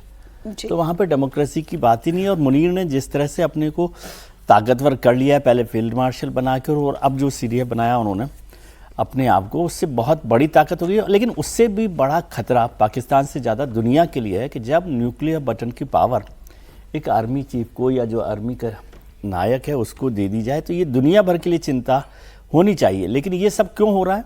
इसमें हम उसको नहीं छोड़ना चाहिए जिनके हाथ में बटन है। न्यूक्लियर बटन भले ही मुनीर साहब के पास हो, लेकिन मुनीर साहब का बटन तो ट्रंप साहब के पास है ना। बिल्कुल ठीक बात। तो ट्रंप ने जिस तरह से पूरे डेमोक्रेटिक सिस्टम को ख़त्म किया है पाकिस्तान को, और वो जानते हैं कि अफगानिस्तान के एयरबेस पर किस तरह से कब्जा करना है, उसमें मुनीर कैसे मदद कर सकते हैं, इसलिए ये सारी एक्सरसाइज हो रही है। तो ये बहुत छोटा खेल नहीं है कि केवल पाकिस्तान में ये हो रहा। और जो जजेज हैं, मुझे ध्यान है कि जब परवेज मुशर्रफ थे, मैं वहाँ गया था पाकिस्तान में, तो जनरल सॉरी सीजीआई जो पाकिस्तान के मुख्य न्यायाधीश थे वो चौधरी साहब थे, जस्टिस चौधरी। और जस्टिस चौधरी ने भी उस सरकार के खिलाफ बड़ा प्रदर्शन किया, उनको वो बंद कर दिया गया, नज़रबंद कर दिया गया। तो वहाँ पर जुडिशरी कई बार सरकार के खिलाफ वो समझती है और लड़ाई लड़ रही है। और जो आज इमरान खान साहब जेल में हैं, उनको जेल से छूटने की संभावनाएं लगातार बढ़ती जा रही हैं, क्योंकि अब 1-2 मुकदमों में उनको जमानत मिलनी है तो वो छूट जाएंगे। वो इस वजह से कि जुडिशरी की वजह से। और मुनीर को यही चिंता है कि इमरान खान यदि बाहर आ गए तो एक नई तरीके की मुश्किलें होंगी, इसलिए उन्होंने अपना बंदोबस्त तो पूरा कर लिया। किसी तरीके का कोई पावर टसल हो ही ना, इसलिए अपने लिए पूरा मैदान उन्होंने साफ कर दिया। अब पाकिस्तान की आवाम भले ही डेमोक्रेटिक माइंड की होगी, क्योंकि सरकार का अमूमन तौर पर काम करने का तरीका तो डेमोक्रेसी का ही होता है, लेकिन फौज की सोच और फौज का काम करने का तरीका बड़ा ऑटोक्रेटिक होता है। आप एक ऑटोक्रेट के हाथ में डेमोक्रेटिक पावर, ऑटोक्रेटिक पावर सब कुछ उसके हाथ में सुपुर्द कर दे रहे हैं। ये पाकिस्तान के लिए कितना खतरनाक है, ये सोचने वाली बात है। एक रिपोर्ट और है, इस रिपोर्ट में पाकिस्तान में जबरदस्त सियासी विस्फोट इस रिपोर्ट के आने के बाद हो गया। ब्रिटिश मैगजीन द इकोनॉमिस्ट की रिपोर्ट इमरान खान पर है। कहा गया है कि बुशरा बीबी के कहने पर इमरान हर फैसले लेते थे। जब वो प्रधानमंत्री थे तब बुशरा तंत्र मंत्र और रूहानी ताकतों का इस्तेमाल करके सरकारी फैसले लेने में उन्हें एक तरह से चलाती थी। उनके माइंड को उन्होंने हाईजैक कर लिया था। जनरल बाजवा और जनरल फैज का भी जिक्र इस रिपोर्ट में है। कहा गया है कि दोनों ने मिलकर बुशरा बीबी को प्लांट किया था ताकि इमरान सरकार उल्टे फुल्टे फैसले ले सके। बुशरा बीबी तंत्र मंत्र का सहारा लेकर इमरान को गुमराह करती थी। रिपोर्ट पर यकीन करें तो इमरान को भी इसमें एतराज नहीं था। और जैसी ही रिपोर्ट सामने आई, पाकिस्तान का सियासी पारा 7वें आसमान पर पहुंच गया। सरकार इमरान के खिलाफ शिकंजा और कसने की तैयारी में है। इमरान अगस्त 2023 से जेल में बंद हैं, उनके निकलने के रास्ते बंद हैं। अब एक और मामला सामने आ गया। जाहिर है पाकिस्तान की सियासी नूरा कुश्ती में अभी और बहुत कुछ देखने को मिलेगा। पाकिस्तान के रक्षा मंत्री ख्वाजा आसिफ ने कहा है कि इमरान सरकार की पोल खुल गई है। बुशरा बीबी रूहानी ताकतों से हुकूमत चलाती थी। बात ख्वाजा आसिफ कह रहे हैं, इस रिपोर्ट का सामने आ जाना और फिर ख्वाजा आसिफ का ये बयान आना, ऐसा लग रहा है कि अगर जो थोड़े बहुत रास्ते अगर इमरान खान के लिए बचे भी हों कि वो बाहर आएं और फिर लोगों के बीच में उनके लिए कोई सिंपैथी, उनके पीछे लोग खड़े हों पाकिस्तानी, वो रास्ते भी बंद करने हैं। देखिए, अच्छा रागी जी या समीर जी आप खुद तय कर लें।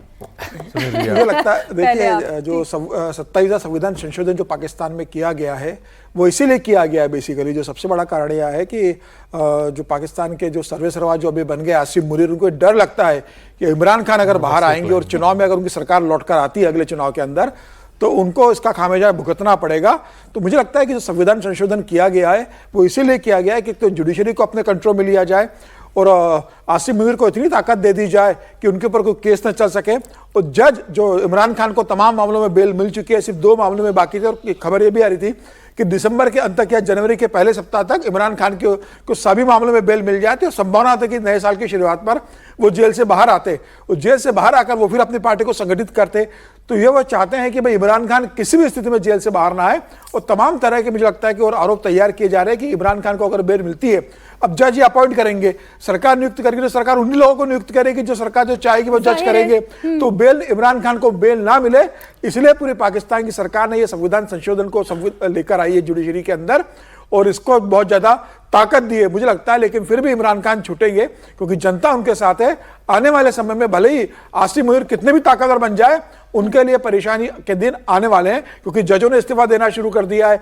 जनता उनके खिलाफ सड़कों पर उतर रही है। जनता कह रही है कि भाई आपने संविधान का गला घोटा। तो आने वाले दिनों में शहबाज शरीफ सरकार के लिए और आसिफ मुनीर के लिए मुश्किल का दौर शुरू होने वाला है। रागी जी देखिए, इमरान खान के लिए रास्ता बाहर निकलने का एक ही है कि यदि पाकिस्तान की जनता सड़कों पर आकर के सेना से सामने जूझ जाए, जो एक दफ़ा लगा था। और उसमें से आपको ध्यान में होगा कि सेना का जो हेडक्वार्टर था उस पर ही लोगों ने अटैक कर दिया था और जाकर के जो है वो घुस करके तोड़फोड़ मचाने की कोशिश की थी। दूसरी बात, हमको ये कभी नहीं भूलना चाहिए कि इमरान खान जेल गए ही उनको सत्ता से हटावाया ही अमेरिका ने हटवाया और अमेरिका की ही द्वारा ये स्थापित सरकार है। इस सरकार के कारण अब इस सरकार में भी लगता है कि जब डेमोक्रेसी होती है तो उसमें मल्टीपल पावर सेंटर हो जाते हैं एक सरकार के अंदर भी। और कोई भी दूसरे देश को उन सारे, कोई भी सरकार हो, उसको जब भी कोई वो फैसला लेता है अपने देश के लिए तो कहीं ना कहीं इस चीज का तो जरूर ध्यान रखता है कि जनता क्या सोच रही है। लेकिन यदि जहां वहां पर शहंशाह बैठा हुआ हो, वहां पर एक डिक्टेटर बैठा हुआ हो, मिलिट्री डिक्टेटर बैठा हुआ हो, तो वो उसके लिए ये मायने नहीं रह जाता, ये सवाल मायने नहीं रहा। और जो दूसरा उसको हाँक रहा है उसके लिए भी ज्यादा आसान हो जाता है। यही कारण है कि पूरे सेंट्रल एशिया में देखेंगे कि जितने डिक्टेटर हैं, अमेरिका तमाम जगह डेमोक्रेसी की बात करता है, ये सारे बाहियात प्रश्न है। अमेरिका के लिए सबसे सुटेबल यह है कि वहां पर एक मिलिट्री डिक्टेटर हो या वो राजतंत्र हो। कहीं भी आपने देखा है जहां पर राजतंत्र है उसको हटाने की कोशिश की है, एक्सेप्ट आप नेपाल के अंदर, नेपाल में के अंदर चूंकि उनको क्रिश्चियनाइज करना था, उनको प्रोटेस्टाइज करना था, इसलिए उन्होंने यहाँ हटाने की कोशिश की। यहाँ पर भी वो चाहेंगे कि इमरान खान लौट करके नहीं आए। मुनीर ताकतवर होता है तो इमरान, पाकिस्तान 51वें कनाडा तो नहीं बन सका, लेकिन 51वें जो है वो प्रोविंस के तौर पर पाकिस्तान अभी वो काम कर रहा है। अच्छा, पाकिस्तान को कभी धोखेबाज कहने वाले ट्रंप, अब बात ट्रंप की भी हो रही है, यहाँ ट्रंप का जिक्र रागी जी ले आए, तो ट्रंप आखिर पाकिस्तान के फैन कैसे हो गए, ये भी समझने वाली बात है। ट्रंप के ट्विस्ट का राज क्या है?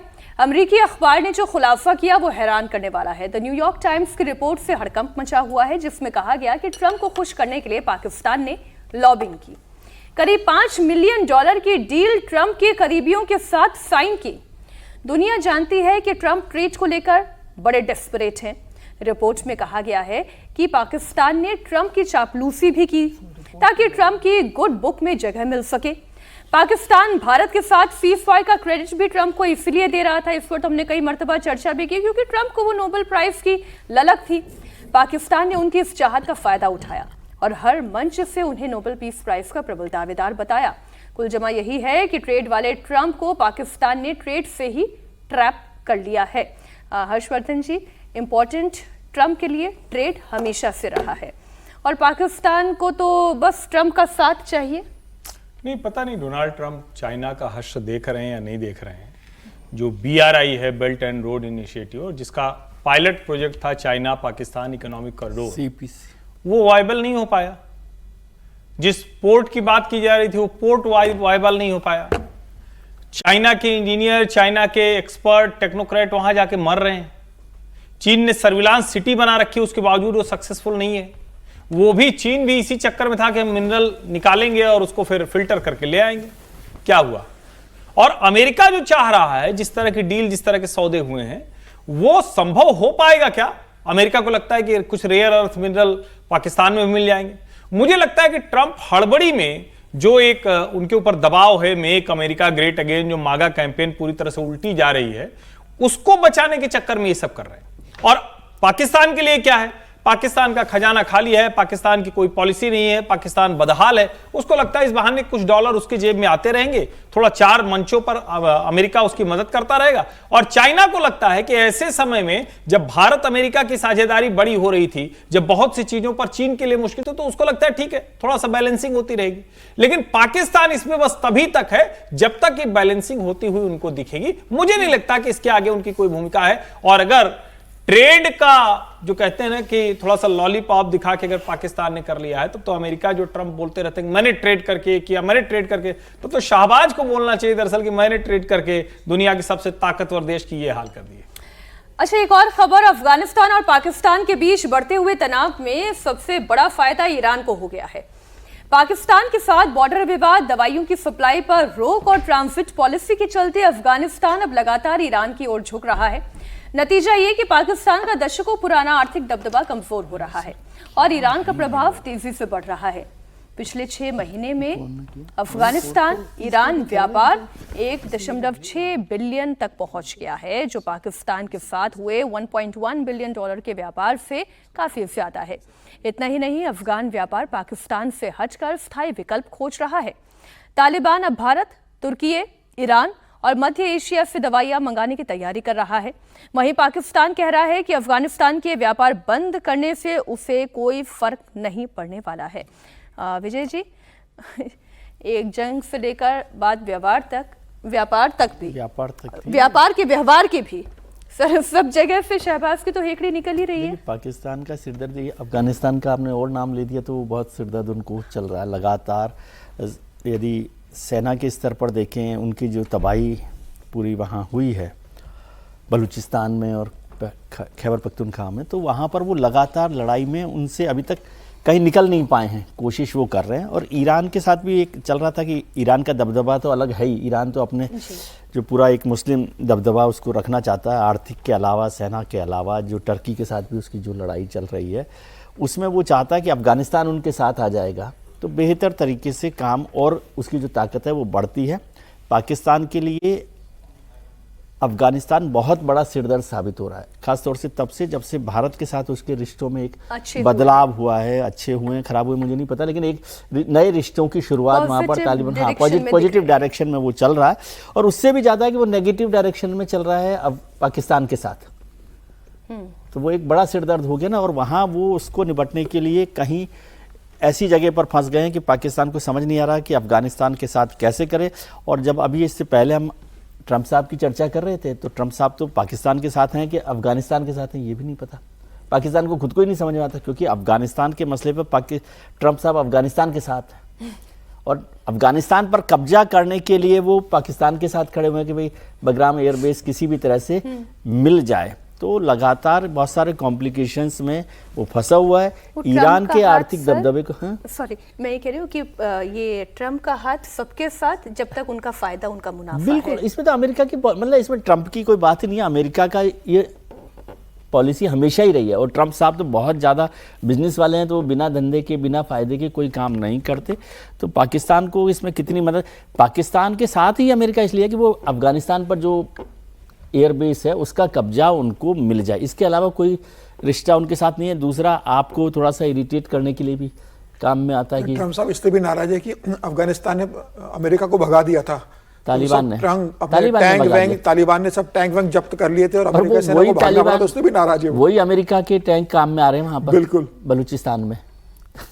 तो इस लड़ाई को तो लंबा लड़ना पड़ेगा, पाकिस्तान के लिए बहुत मुश्किल है। और ईरान के साथ झगड़ा करके बढ़ाकर वो बहुत मुश्किल में पड़ेगा, इसलिए ईरान के साथ वो वहाँ नहीं जा रहा बिजनेस को लेकर भी। और मज़ेदार बात यह है कि जब अफगानिस्तान से अमेरिका की सेनाएं भागी तो अफगानिस्तान की जो पुरानी सत्ता थी और उसके जो लोग थे, अपनी जान बचाने के लिए ईरान के ही भागे और भारत में जो भाग करके भी जो आए, उनका वीज़ा जो है वो अफगानिस्तान से सीधे लग करके नहीं आकर के ईरान के थ्रू आया। बहुत सारे विद्यार्थी भाग करके आए, यूनिवर्सिटी में पढ़ने के लिए लोग जगह आए जिनको अपनी जान बचानी थी, जो पैलेस के थे, जो राष्ट्रपति भवन में अपॉइंटेड थे। ऐसे अधिकारी भी जान बचा करके या तो ईरान भागे या ईरान से जागने के बाद उन्होंने भारत वहीं से अपना जो है वो भाग करके आए।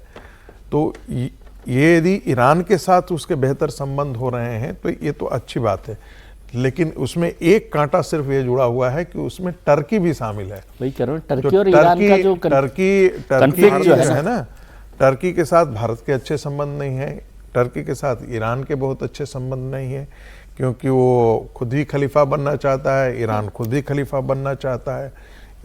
जो इस्लामिक कंट्री तो रह नहीं सकती, नहीं रह रही हैं, ऐसा तो नहीं है कि रह नहीं रही हैं, लेकिन एक दूसरे को काटते रहती है इसमें। तो ये, लेकिन पाकिस्तान के लिए तो फिर दोनों ही सिरे से ऐसा लग रहा है कि खैर ख्वाह केवल ट्रंप है। समीर जी, रागिब जी। बिल्कुल जी। मुझे लगता है पाकिस्तान के लिए बड़ा संकट है। अगर अफगानिस्तान, भारत के साथ तो वैसे व्यापार बंद है, पानी भारत ने बंद करके रखा है, हुक्का पानी पूरा पाकिस्तान का भारत ने बंद कर दिया है। अब अफगानिस्तान से भी जो व्यापार हो रहा था वो भी अफगानिस्तान ने व्यापार पूरा बंद कर दिया है। तो पाकिस्तान, उसके बाद भी पाकिस्तान बेशर्मी से कहता है कि हमें कोई फर्क नहीं पड़ेगा, वैसे ही आप बर्बाद हो रहे हो। अफगानिस्तान से आप बॉर्डर पर डुरून लाइन पे आप लड़ रहे हो, आपके सैनिक मारे जा रहे हैं, अफगानिस्तान ने आपके आदेश से पे कब्जा करने की कोशिश कर ली है, आप अफगानिस्तान से लड़ नहीं पा रहे हो और आप कह रहे हो कि व्यापार बंद कर देगा अफगानिस्तान। तो हमें फर्क नहीं पड़ेगा। तो मुझे लग रहा है कि पाकिस्तान की स्थिति बहुत बुरी हो रही है, आंतरिक रूप से भी वो परेशान हो रहा है। जिस तरीके से आसिफ मुनीर वहां पावरफुल होते जा रहे हैं, जनता के अंदर जिस तरीके से नाराजगी है, कट्टरपंथी तत्व जिस तरीके से पाकिस्तान के अंदर लगातार विद्रोह कर रहे हैं, तो वो अपनी सेना के अपने लोगों के ऊपर वहां की सेना गोलियां चलाती है, हेलीकॉप्टर से बम गिराती है। अब बॉर्डर पे आप अफगानिस्तान से लड़ रहे हो, इधर भारत से आप अलग डरे हुए हो कि भारत ने आपकी इतनी पिटाई की है और कब भारत आपको फिर पीटे। तो मुझे लग रहा है कि पाकिस्तान के पास अब एकमात्र विकल्प बचा हो कि जिस तरीके से उन्होंने ट्रंप के सामने घुटने टेके हुए, अब उन्हें लग रहा है कि चीन भी बहुत ज्यादा मदद नहीं करेगा, तो ट्रंप साहब के पकड़ कर रखो। ट्रंप साहब अपने को आर्थिक रूप से मदद देते रहेंगे, जरूरत पड़ने पर हथियार भी देते रहेंगे। नहीं दिखता है, ऐसा लगता है उनके चरणों में लौट गए हैं। ट्रंप के रिश्तों में तो टीएनसी लिखना चाहिए हमेशा, terms and conditions apply. Terms and conditions apply. एक बड़ी खबर आपको बता दें, नेपाल के बाद अब मैक्सिको में जेनफी तख्ता पलट की तैयारी कर रहे हैं। देश में सरकार के खिलाफ हजारों की तादाद में भड़के युवा सड़क पर उतरकर विरोध प्रदर्शन कर रहे हैं। मेयर की हत्या के बाद से शुरू हुआ ये प्रदर्शन उग्र रूप ले चुका है। तस्वीरें आपके सामने हैं। मेक्सिको सिटी में पुलिस और प्रदर्शनकारियों के बीच जमकर झड़प हुई है। प्रदर्शनकारियों ने पुलिस पर पत्थरों, हथौड़ों और जंजीरों से हमला किया है। कई जगह आगजनी भी हुई। प्रदर्शन रुकने की बजाय उग्र होता जा रहा है और ये प्रदर्शन अपराध, भ्रष्टाचार और सरकारी नीतियों के खिलाफ है। प्रदर्शन में सिर्फ युवा ही नहीं, हर उम्र के लोग भी शामिल हैं। जेनसी राष्ट्रपति क्लाउडिया का इस्तीफा मांगा जा रहा है।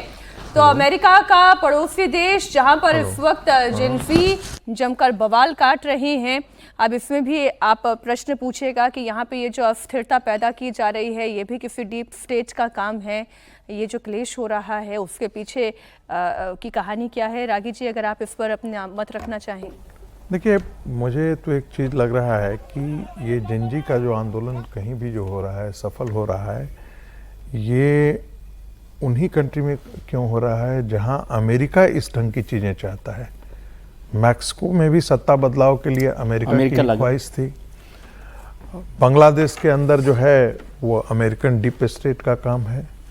नेपाल के अंदर जो है साथ में एक यूरोपियन यूनियन मिल गया है और अमेरिका भी उसमें आए। तीसरा बड़ा पैटर्न आप देखेंगे कि ये जितने जगह ये सक्सेसफुल हो रहे हैं वे सब छोटे छोटे देश हैं। मैक्सिको बहुत बड़ा देश नहीं है, बांग्लादेश बहुत बड़ा नहीं है, नेपाल की आबादी 3.25-4 करोड़ के आसपास की आबादी है और बहुत सारे शहर में तो ऐसे हैं जो ताले लगे हुए हैं, उनके लोग जो है भारत में काम कर रहे हैं या यूरोप के देशों में काम कर रहे हैं। तो ये जो जेनजी का मूवमेंट है, एक मुझे लगता है कि नए टेक्नोलॉजी, ये छोटा सा कहीं भी जिसे हम कहते हैं चिंगारी फूटी और लोग सड़क पर आए और सत्ता का बदलाव होगा। लेकिन इससे ये एक बात समझ में आती है कि अमेरिका हर जगह जो एक था कि 70 और 80 के दशक में अपने वर्चस्व को कायम करने के लिए तख्ता पलट करता रहता था, पैसे का सहयोग दे करके, आर्म्स दे करके, एड दे करके वहाँ अपनी मनचाही सरकार बना। मुझे लगता है फिर उस दिशा में एक काम शुरू हो गया है। कल जो न्यूक्लियर ब्लास्ट का मामला आया, वह भी एक नया आर्म रेस शुरू करने की दिशा में एक कदम है। अब सोवियत यूनियन के रसिया की तरफ से भी बयान आना शुरू हो गया है कि वह भी है। भारत कोशिश हो रही है जेनजी को भड़काने की। हाँ, भारत के अंदर तो चल ही रहा है। भारत के अंदर तो आज किसान आंदोलन से भारत में वो सफल नहीं हो पाएगा। भारत एक बड़ा देश है और एक मजबूत सरकार यहाँ पर है, तो वो उसको चलाना भारत में सेना की स्थिति अलग है, सरकार अलग है, इसलिए वो यहाँ पर सफल नहीं होगा। ताकतें, ऐसा तो नहीं है कि पिछले 4 साल 5 साल शाहीन बाग क्या था, वो तो एक जेनजी ही था। किसान आंदोलन को उसी रूप में लोगों ने सड़क पर उतारने की कोशिश की थी और लोग तो बड़े गौरवान्वित होकर के कह रहे थे कि भाई हमने तो अपना काम कर दिया है, अब लोग कोई उसका फायदा नहीं उठा पा रहा है तो हम क्या करें। तो ये तस्वीर हमने आपके सामने मैक्सिको की रख दी। अब कोशिशें भारत में चाहे जितनी भी हो, वो कोशिशें नाकामयाब रही है। लाल किले वाली तस्वीर। बात होगी गाजा पट्टी की। गाजा पट्टी में लगातार हो रहे हमलों के बीच रूस के राष्ट्रपति पुतिन ने इजराइल के प्रधानमंत्री बेंजामिन नेतन्याहू से फोन पर बात की। दोनों के बीच पहली बार गाजा के मुद्दे को लेकर बात हुई है। इजराइल और रशिया के बीच बातचीत ऐसे वक्त पर हुई है जब 17 नवंबर यानी कि कल यूएनएससी में अमेरिका द्वारा प्रस्तावित संकल्प पर मतदान होना है। ये प्रस्ताव राष्ट्रपति डोनाल्ड ट्रंप के 20 सूत्रीय गाजा योजना पर आधारित है। इससे पहले रशिया ने अमेरिकी ट्रंप के गाजा पीस प्लान को चुनौती देते हुए अपना खुद का प्रस्ताव भी पेश किया। इजरायली मीडिया के मुताबिक गाजा को लेकर रशिया ने जो प्रस्ताव दिया है वह अमेरिकी पीस प्लान से बहुत अलग है। तब पुतिन की बातचीत होना और क्या ये जो पुतिन की एंट्री हुई है इससे कुछ तस्वीर विजय जी बदलती हुई दिखाई देगी? कोई नई खिचड़ी क्या रशिया और इजराइल के बीच भी पक रही है? तस्वीर बदली है इसलिए ये मुलाकात हो रही है। अब समझिए, जब गाजा का पीस प्लान बना, हम सब लोग उस पर भी चर्चा कर रहे थे कि अमेरिका के साथ जो गाजा पीस प्लान बना, जिसमें और सारे लोगों को भी, देशों को भी शामिल किया गया 20 पॉइंट, उसको न तो गाजा ने ईमानदारी से, मतलब वहाँ पर हमास ने उसको ईमानदारी से एग्जीक्यूशन प्लान पर लाए, ना इजराइल लाए। और बार बार ये बात हो रही थी, हमास ने कहा कि भाई हमारे साथ धोखा किया गया है, जो बातें कही गई थी वो नहीं आई हैं। इजराइल भी उन बातों पर, भले ही ट्रंप साहब के कहने से नेतन्याहू की क्योंकि मुलाकात हुई थी तो उसको उस समय मान लिया गया और वहाँ ट्रंप साहब पहुँच भी गए, उसको देने के लिए शांति का बड़ा एक जश्न भी मनाया गया, लेकिन उस समय ये साफ हो गया था कि ये काम नहीं चल रहा। और उसके बाद तो मेरे ख्याल से 1 महीने से ज़्यादा शायद वक्त हो गया, तो हमले जारी है, तो इसलिए कुछ नहीं हुआ है। तो अब नेतन्याहू को यहाँ से भी समझ में आया होगा कि पुतिन का जो प्रस्ताव है, क्या उस पर भी कुछ बातचीत करके कुछ काम किया जा सकता है कि नहीं किया जाता। और पुतिन को भी ज़रूरत है, जेलेंस्की के साथ जो झगड़ा चल रहा है, कि उसमें वो अपनी ताकत बनाए। पुतिन किस लिए आजकल कर रहे हैं ये सारी कोशिश कि वो अमेरिका के सुपर पावर से कम नहीं रहे। ये सुपर पावर का एक फाइट जो अलग से चल रहा है, इसलिए ये बड़ी बात चल रही है। लेकिन ट्रंप के गाजा पीस प्लान को लेकर पहले दिन से शक था और पहले दिन से किसी ने भी ईमानदारी से उसको नहीं माना, चाहे वो शवों को देने की बात हो, चाहे वो बंदूकों को छोड़ने की बात हो, या इजरायली सेना के पीछे हटने की बात हो। इनमें से कोई भी काम वहां पर नहीं हुआ। केवल ट्रंप साहब को अपनी वाहवाही करानी थी तो उन्होंने एक पीस प्लान बना दिया। फिर वो पूछना चाहे थे कि ट्रंप ज्यादा डेस्परेट दिखाई दे रहे हैं या पुतिन डेस्परेट दिखाई दे रहे हैं? नहीं, ट्रंप तो ज्यादा डेस्परेट थे ही, पुतिन उसको वो करना चाहते हैं, काउंटर करना चाहते हैं। उनकी कोशिश यही है, क्योंकि पुतिन का जो झगड़ा है वो जेलेंस्की से तो सीधा है ही, लेकिन जेलेंस्की से वो लड़ सकते हैं, मगर ये लड़ाई तो जेलेंस्की और पुतिन के बीच नहीं हो रही ना, ये लड़ाई पुतिन वर्सेस ट्रंप हो रही है, समझे। चाहे वो नाटो के साथ में करके, जैसे वो रामचरितमानस की तरह से है कि बाली को मारने के लिए सुग्रीव को सामने रखा जाए, उसी तरह की वहाँ लड़ाई चल रही है। और पुतिन को पूरी दुनिया में सुपर पावर के तौर पर री एस्टेब्लिश अपने आप को करना है, जो यूएसएसआर का था। और ट्रंप साहब के जिस तरह के बयान और वो सब आ रहे हैं, तो उनको ये मौका मिल रहा है कि जो भी लोग इसमें से निकल कर आ सकते हो या सपोर्ट खड़ा हो सकते हैं। तो मुझे ये सुपर पावर्स की जो लड़ाई है उसके बीच में सब लोग इधर से उधर चल रहे हैं। अब यूएनएससी में हो सकता है, क्योंकि यूएनएससी में भी कोई बहुत बड़ा तो ऐसा है नहीं कि प्लान अमेरिका जो प्रस्ताव रखेगा उसको पास नहीं हो सकता, वो कोई बहुत मुश्किल काम नहीं है। लेकिन रूस का भी ये मामला है पुतिन साहब का कि वो लगातार इस मसले पर खड़े होना चाहते हैं और जेलेंस्की के साथ झगड़े में उनकी बहुत सारी चीज़ें, परेशानियां बढ़ी हैं, उससे भी उनको दिक्कत हो रही है। रूस का जो ऑयल का जो झगड़ा है ट्रंप साहब के साथ, वो भी तो एक बड़ा सिरदर्द है ना, कि जिस तरह से भारत के साथ उन्होंने किया है और देशों के साथ किया है।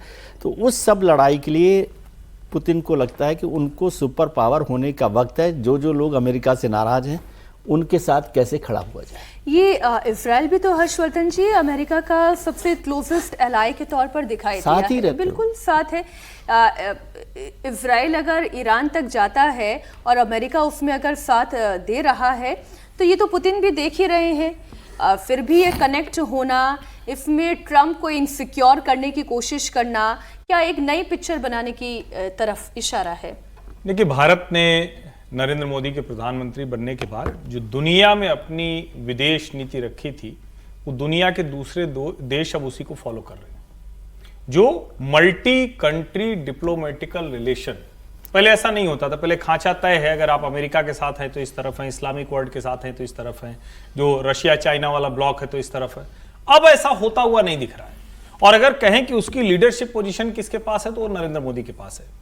ये दुनिया में कोई नेता अब तक साहस नहीं कर पाया कि वो रशिया भी चला जाए और वो यूक्रेन भी चला जाए, दोनों से एक बराबर बात करे। बावजूद इसके कि यूक्रेन के राष्ट्रपति जेलेंस्की एक समय उन्होंने बहुत भारत के प्रधानमंत्री नरेंद्र मोदी के लिए बहुत अच्छे विचार उनके नहीं थे, बाद में उन्होंने कहा कि मोदी कर सकते हैं। अब इजराइल की स्थिति आप समझिए, नेतन्याहू को ये पक्का पता है कि जब तक वो अपर हैंड नहीं दिखेंगे तब तक उनके देश में उनकी सत्ता नहीं रहेगी, लेकिन वो ये भी देख रहे हैं कि ट्रंप का जो काम करने का तरीका है वो किसी चीज को अंतिम परिणति तक नहीं ले जा पाता है। उनको ये भी बहुत साफ साफ पता है कि ट्रंप ने कई बार उनकी जो इच्छा थी उससे इतर हट के अपने हिसाब से चलाने की कोशिश की। ऐसे में वो भी अपना एक्सरसाइज कर रहे हैं, जिसको कहते हैं ना आदमी की जो plan A, plan B, plan C, तो उस तरफ भी जाता है। और कई बार जब इस तरह की स्थिति बनती है तो आप बार्गेन करने को, यानी अमेरिका के ऊपर दबाव और बनेगा। और देखिए, नेतन्याहू बाइडेन के समय से लेकर ट्रंप के समय तक ये देख रहे हैं। एक समय तो ये भी लगा था क्या अमेरिका उनसे उस तरह से नहीं रहेगा। बाइडेन ने तो ये कह दिया था कि आप वहां जेनोसाइड करने जा रहे हो, ट्रंप भी बीच में कहने लगे थे। तो ओवरऑल दुनिया बहुत दूसरी तरह से अभी चल रही है। रीअलाइनमेंट ऑफ वर्ल्ड पावर्स का टाइम है। पुतिन, जो विजय जी ने कहा वो उससे मैं सहमत हूं कि वो यूएसएसआर भले न बना पाए, लेकिन यूएसएसआर जैसा अपना इंपैक्ट दुनिया में चाहते हैं। ये लड़ाई है और उसी में इसको आप उसी एक्सरसाइज के एक एक्सटेंशन के तौर पर देख सकते हैं। रागी जी, 3 बिंदुओं पर बात हुई है जब ये कॉन्वर्सेशन हुई है पुतिन में और नेतन्याहू में। एक तो गाजा में सीज फायर को लेकर, ईरान परमाणु कार्यक्रम को लेकर, ईरान परमाणु कार्यक्रम को लेकर भी बातचीत होना, ये क्या इंडिकेट करता है? देखिए, सबसे पहले तो ये चीज़ें हम मान करके चलें कि इज़राइल अमेरिका से इतर किसी भी स्थिति में नहीं जाएगा। जब गाजा पर इज़राइल अटैक कर रहा था उस समय भी रसिया जो था वो इज़राइल का बहुत क्रिटिसाइज़ किया है, बहुत ज़्यादा क्रिटिसाइज़ किया है। साथ साथ जब ईरान के साथ उसका युद्ध चल रहा था तब भी रसिया जो है वो ईरान के साथ खड़ा था, न कि इजराइल के साथ खड़ा था। तब अमेरिका इजराइल के साथ खड़ा था। ये डायनेमिक्स मोटा मोटी ये डायनेमिक्स से क्लियर है। महत्वपूर्ण बात यह है कि जो पीस प्लान के अंदर है, जो डीमिलिटराइजेशन होने का मामला था और फिर वहाँ पर जो गवर्नेंस है, जिस गवर्नेंस को लेकर के जो है था कि जो इंटरनेशनल मॉनिटरिंग फोर्स जो होगी वहाँ पर कौन रहेगा। तो सामान्यतः देखा यह जाता था ये जो यूएन की जो कमिटी होती है वही इन सब चीज़ों को देखती है। अब इसमें जो ट्रंप के तरफ से जो मसौदा आया है वो बिल्कुल अलग है। यहाँ पर यूएन का कहीं से आपको इंटरवेंशन नहीं, इन्वॉल्वमेंट है ही नहीं। होना तो यही चाहिए था। यूनाइटेड नेशन जो है वो बना ही इसीलिए था, उसका एक बहुत बड़ा उद्देश्य यह भी था कि भाई पूरी दुनिया के जो पीस है उस पीस मेंटेन रहे। पीस कलेक्टिव है, ये कलेक्टिव रिस्पॉन्सिबिलिटी, पूरी दुनिया की रिस्पॉन्सिबिलिटी है, सब देशों की रिस्पॉन्सिबिलिटी है।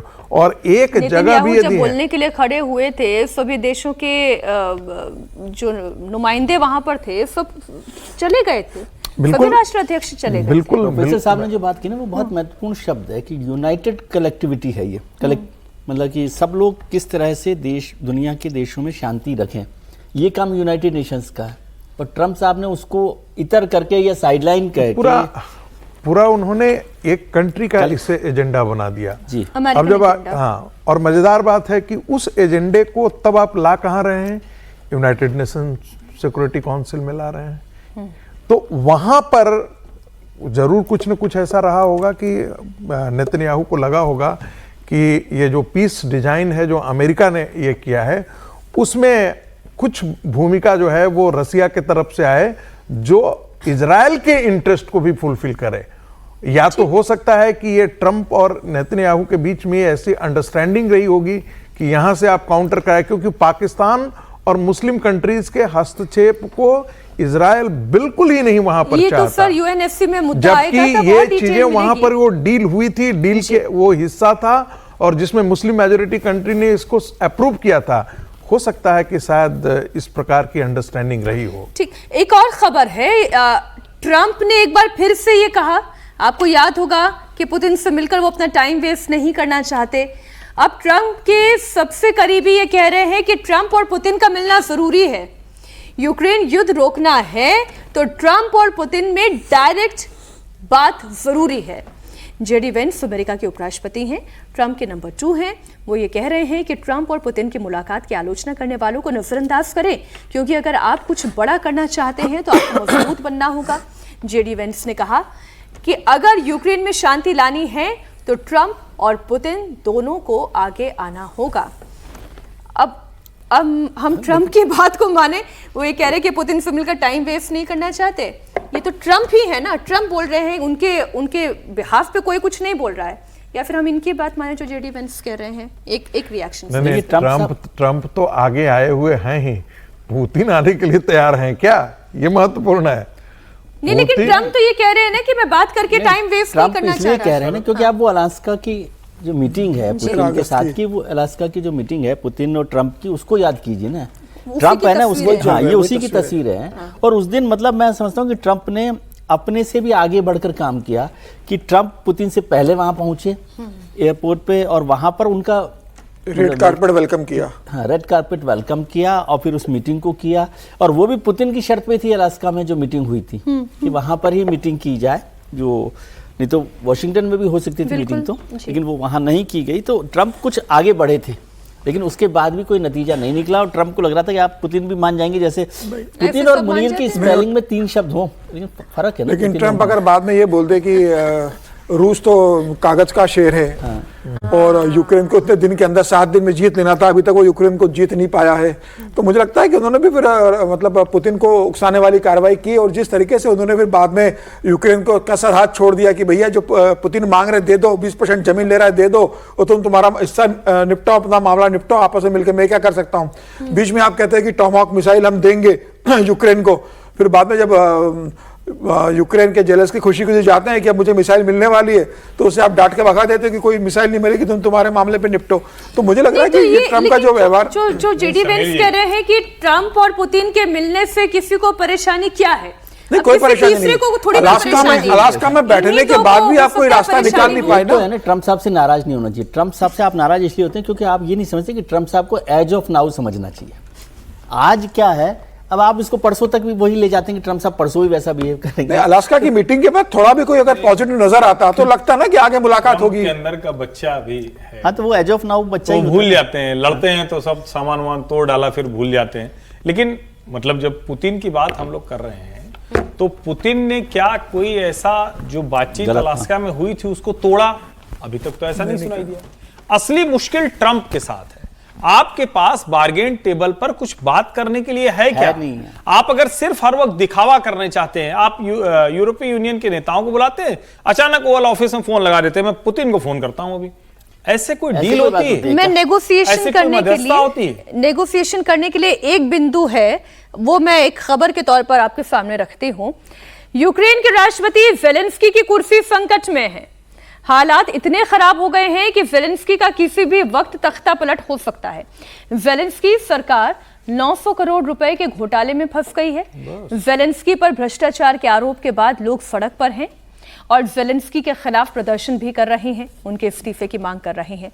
आपको बता दें, यूक्रेन में जांचकर्ताओं ने जिस मंत्री पर अरबों रुपए के गबन का आरोप लगाया है, वह ज़ेलेंस्की के बिजनेस पार्टनर रह चुके हैं। मंत्री का नाम तिमूर मिंडिच है। बताया जा रहा है कि भ्रष्टाचार का आरोप लगने के बाद उन्हें मंत्री पद से हटा दिया गया है। ज़ेलेंस्की पर भ्रष्टाचार का आरोप ऐसे समय पर लगा है जब यूक्रेन और रूस के बीच युद्ध चरम पर है। ऐसे में अब दावा किया जा रहा है कि इसके पीछे पुतिन का षड्यंत्र है। ज़ेलेंस्की को भ्रष्टाचार के मामले में फंसाकर पुतिन आसानी से युद्ध जीतना चाहते हैं। अब मैं जो जहां लेकर आ रही थी हर्षवर्धन जी आपको, वो ये है कि अब कोई भी कर रहा हो, पुतिन कर रहे हो, ट्रम्प कर रहे हो, कौन इसके पीछे क्या है या घोटाला असली है नकली है, मैं उसमें नहीं जा रही हूं। लेकिन अगर ज़ेलेंस्की अपने पद से हटते हैं तो युद्ध रुकने की संभावना बनती है। ऐसा है?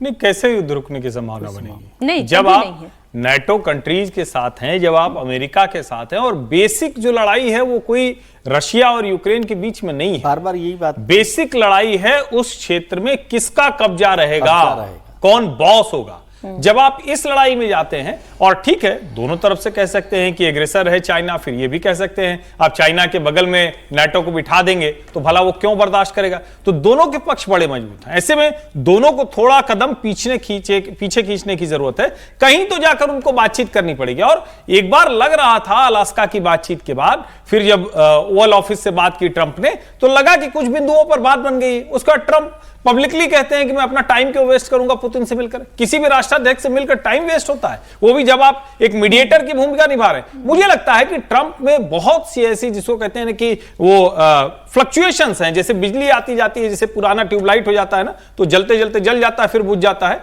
तो ट्रंप की भी स्थिति वही पुराने ट्यूबलाइट जैसी हुई है। वो दुनिया को रोशनी देने की स्थिति में नहीं है, अमेरिका को भी रोशनी देने की स्थिति नहीं, इसीलिए कोई मध्यस्थता भी नहीं कर पा रहे। मुझे लगता है कि रूस और यूक्रेन को युद्ध अब ट्रंप के बस की बात नहीं है इसको रोकना। प्रधानमंत्री नरेंद्र मोदी इस युद्ध को रुकवा सकते हैं। जिस तरीके से पुतिन का प्रधानमंत्री के ऊपर भरोसा है, जेलेंस्की का जिस तरीके से प्रधानमंत्री नरेंद्र मोदी के ऊपर भरोसा और 5 तारीख को तो पुतिन आ ही रहे हैं, 5 दिसंबर को बिल्कुल नहीं, लेकिन ट्रंप नहीं होने दे रहे हैं। हाँ, ये सच है कि अगर नरेंद्र मोदी इसकी मध्यस्थता करें और अमेरिका इसमें, जिसको कहते हैं कि भेड़ चाल अपनी न चले, तो ये समझौता नरेंद्र मोदी ही करा सकते हैं, कोई और नेता कराने की स्थिति में नहीं है। देखिए, मुझे लगता है स्थितियां इतनी सामान्य नहीं है। जितने हिस्से यूक्रेन का, जिसे हम कहते हैं अपने कब्जे में ले लिया है, जमीन जिसे कब्जे में ले लिया है, और सेनाएं रोज उसकी आगे बढ़ ही रही है, वैसे में जितना ले लिया है वो इलाका है जहां पर रसिया ये क्लेम करता रहा है कि ये हमारे ही लोग हैं वहां पे, और उससे वहां के जो लोकल पॉपुलेशन है, हाँ, रशियन, और वो रशियन लोग जो वहां रशियन हैं, वो भी चाहते हैं कि वो यूक्रेन का हिस्सा न रह करके वो रसिया का हिस्सा रहे। ऐसी स्थिति में रसिया वहां से अपने पीछे कदम तो नहीं हटा सकती है। और ये मुझे लगता है कि ये जो अखबारों ने रिपोर्टिंग की थी कि पुतिन इस बात पर अड़े हुए हैं कि जो जमीन रशिया ने कब्जा किया है वो जमीन नहीं छोड़ेगा। रह गई बात कि फिर युद्ध हुआ ही क्यों था, और यदि नाटो का मेंबरशिप ही नहीं मिलता है उसको, तो आखिर नाटो ने प्राप्त क्या किया और जेलेंस्की ने क्या प्राप्त किया? तो जेलेंस्की के लिए कुछ बचा नहीं है, सिर्फ खोने के अतिरिक्त है। नाटो की इज्जत जो है वो बची नहीं है, क्योंकि रसिया को वो पीछे मोड़ नहीं सकते हैं। और ये जो करप्शन बम फटा है रागी जी, ये जो करप्शन बम फटा है, अब इसके बारे में तो नहीं कहा जा सकता है कि वाकई में कॉन्कॉक्टेड है या वाकई ऐसा हुआ है, लेकिन यदि इस्तीफा देना पड़ा है तो इसका मतलब है कि कहीं ना कहीं सच्चाई थी, जिसे जेलेंस्की ने भी स्वीकार किया। इसके छींटे जेलेंस्की तक कितने पड़ने हैं और जेलेंस्की को इसके एवज में क्या भुगतान? यदि एक शर्त थी, ये भी थी कि युद्ध रुक सकता है यदि जेलेंस्की इस्तीफा दे दें। एक बात हाँ, यही मैं बता रही हूं, जब शुरुआत में एकदम बातचीत हो रही थी तो उसमें से एक शर्त जेलेंस्की के इस्तीफे की भी थी। क्या ये नाटो और अमेरिका एक, जिसे हम कहते हैं, फेस सेविंग रास्ता ढूंढ रहा है कि जेलेंस्की इसके उतर जाएं? जेलेंस्की इस्तीफा नहीं, इन केस यदि ऐसा होता है, भ्रष्टाचार के आरोप में लोग सड़क पर उतरते हैं और जेलेंस्की को इस्तीफा दे देना पड़े, तो ऐसी स्थिति में क्या रसिया इस बात को मान लेगा कि हाँ, युद्ध यहीं पर रुक जाना चाहिए, तत्काल युद्ध विराम कर दे, बाकी जो टेरिटरी का निगोशिएशन हो आगे होता रहेगा। जेलेंस्की साहब पर आप बात इतनी लंबी करें, ट्रंप साहब की बात नहीं, कि बाइडेन जब गए थे तो ट्रंप ने कहा था कि अब युद्ध कहीं नहीं होंगे दुनिया में, युद्ध रोक देंगे। तो बाइडेन देखिए, शुरू का जो क्रिटिसिज्म है ट्रंप का बाइडेन को लेकर के कि लड़ाई किससे थी, चाइना को कॉर्नर करने की थी, लेकिन चाइना और रसिया को दोनों खड़ा कर दिया, एक साथ ला करके खड़ा किया। तो ये तो ट्रंप की फॉरेन पॉलिसी की सबसे बड़ी फेलियर ये था कि भारत और चाइना को भी पास लिया है, भारत और चाइना भी पास में आ गए। मतलब ये जो अमेरिका जो बार बार कहते हैं कि भाई ट्रंप ने इतनी बड़ी गलती कर दी भारत पर टैरिफ लगाकर, कि भारत और चीन वापस करीब आने की स्थिति में चले गए, और भारत को और चीन को आपने बहुत करीब ला दिया है। तो ट्रंप तो अगर देखे जाएंगे तो सारे लेवल पर ट्रंप फेल हुए, चाहे घरेलू मामला हो, वो अपने घरेलू मामले पे भी फेल हो गए। इतना लंबा लॉकडाउन, आपका शटडाउन डला हुआ था आपके ऊपर कि आप तनख्वाह दे नहीं पा रहे थे, अभी जाकर वो 48-40 दिन के बाद वहां पर शटडाउन खत्म हुआ, इतना जो लंबा लगा था वहां पर। लेकिन जो रिपोर्ट बता रही है कि ट्रंप का अपना बिजनेस तो बूम कर रहा है ना।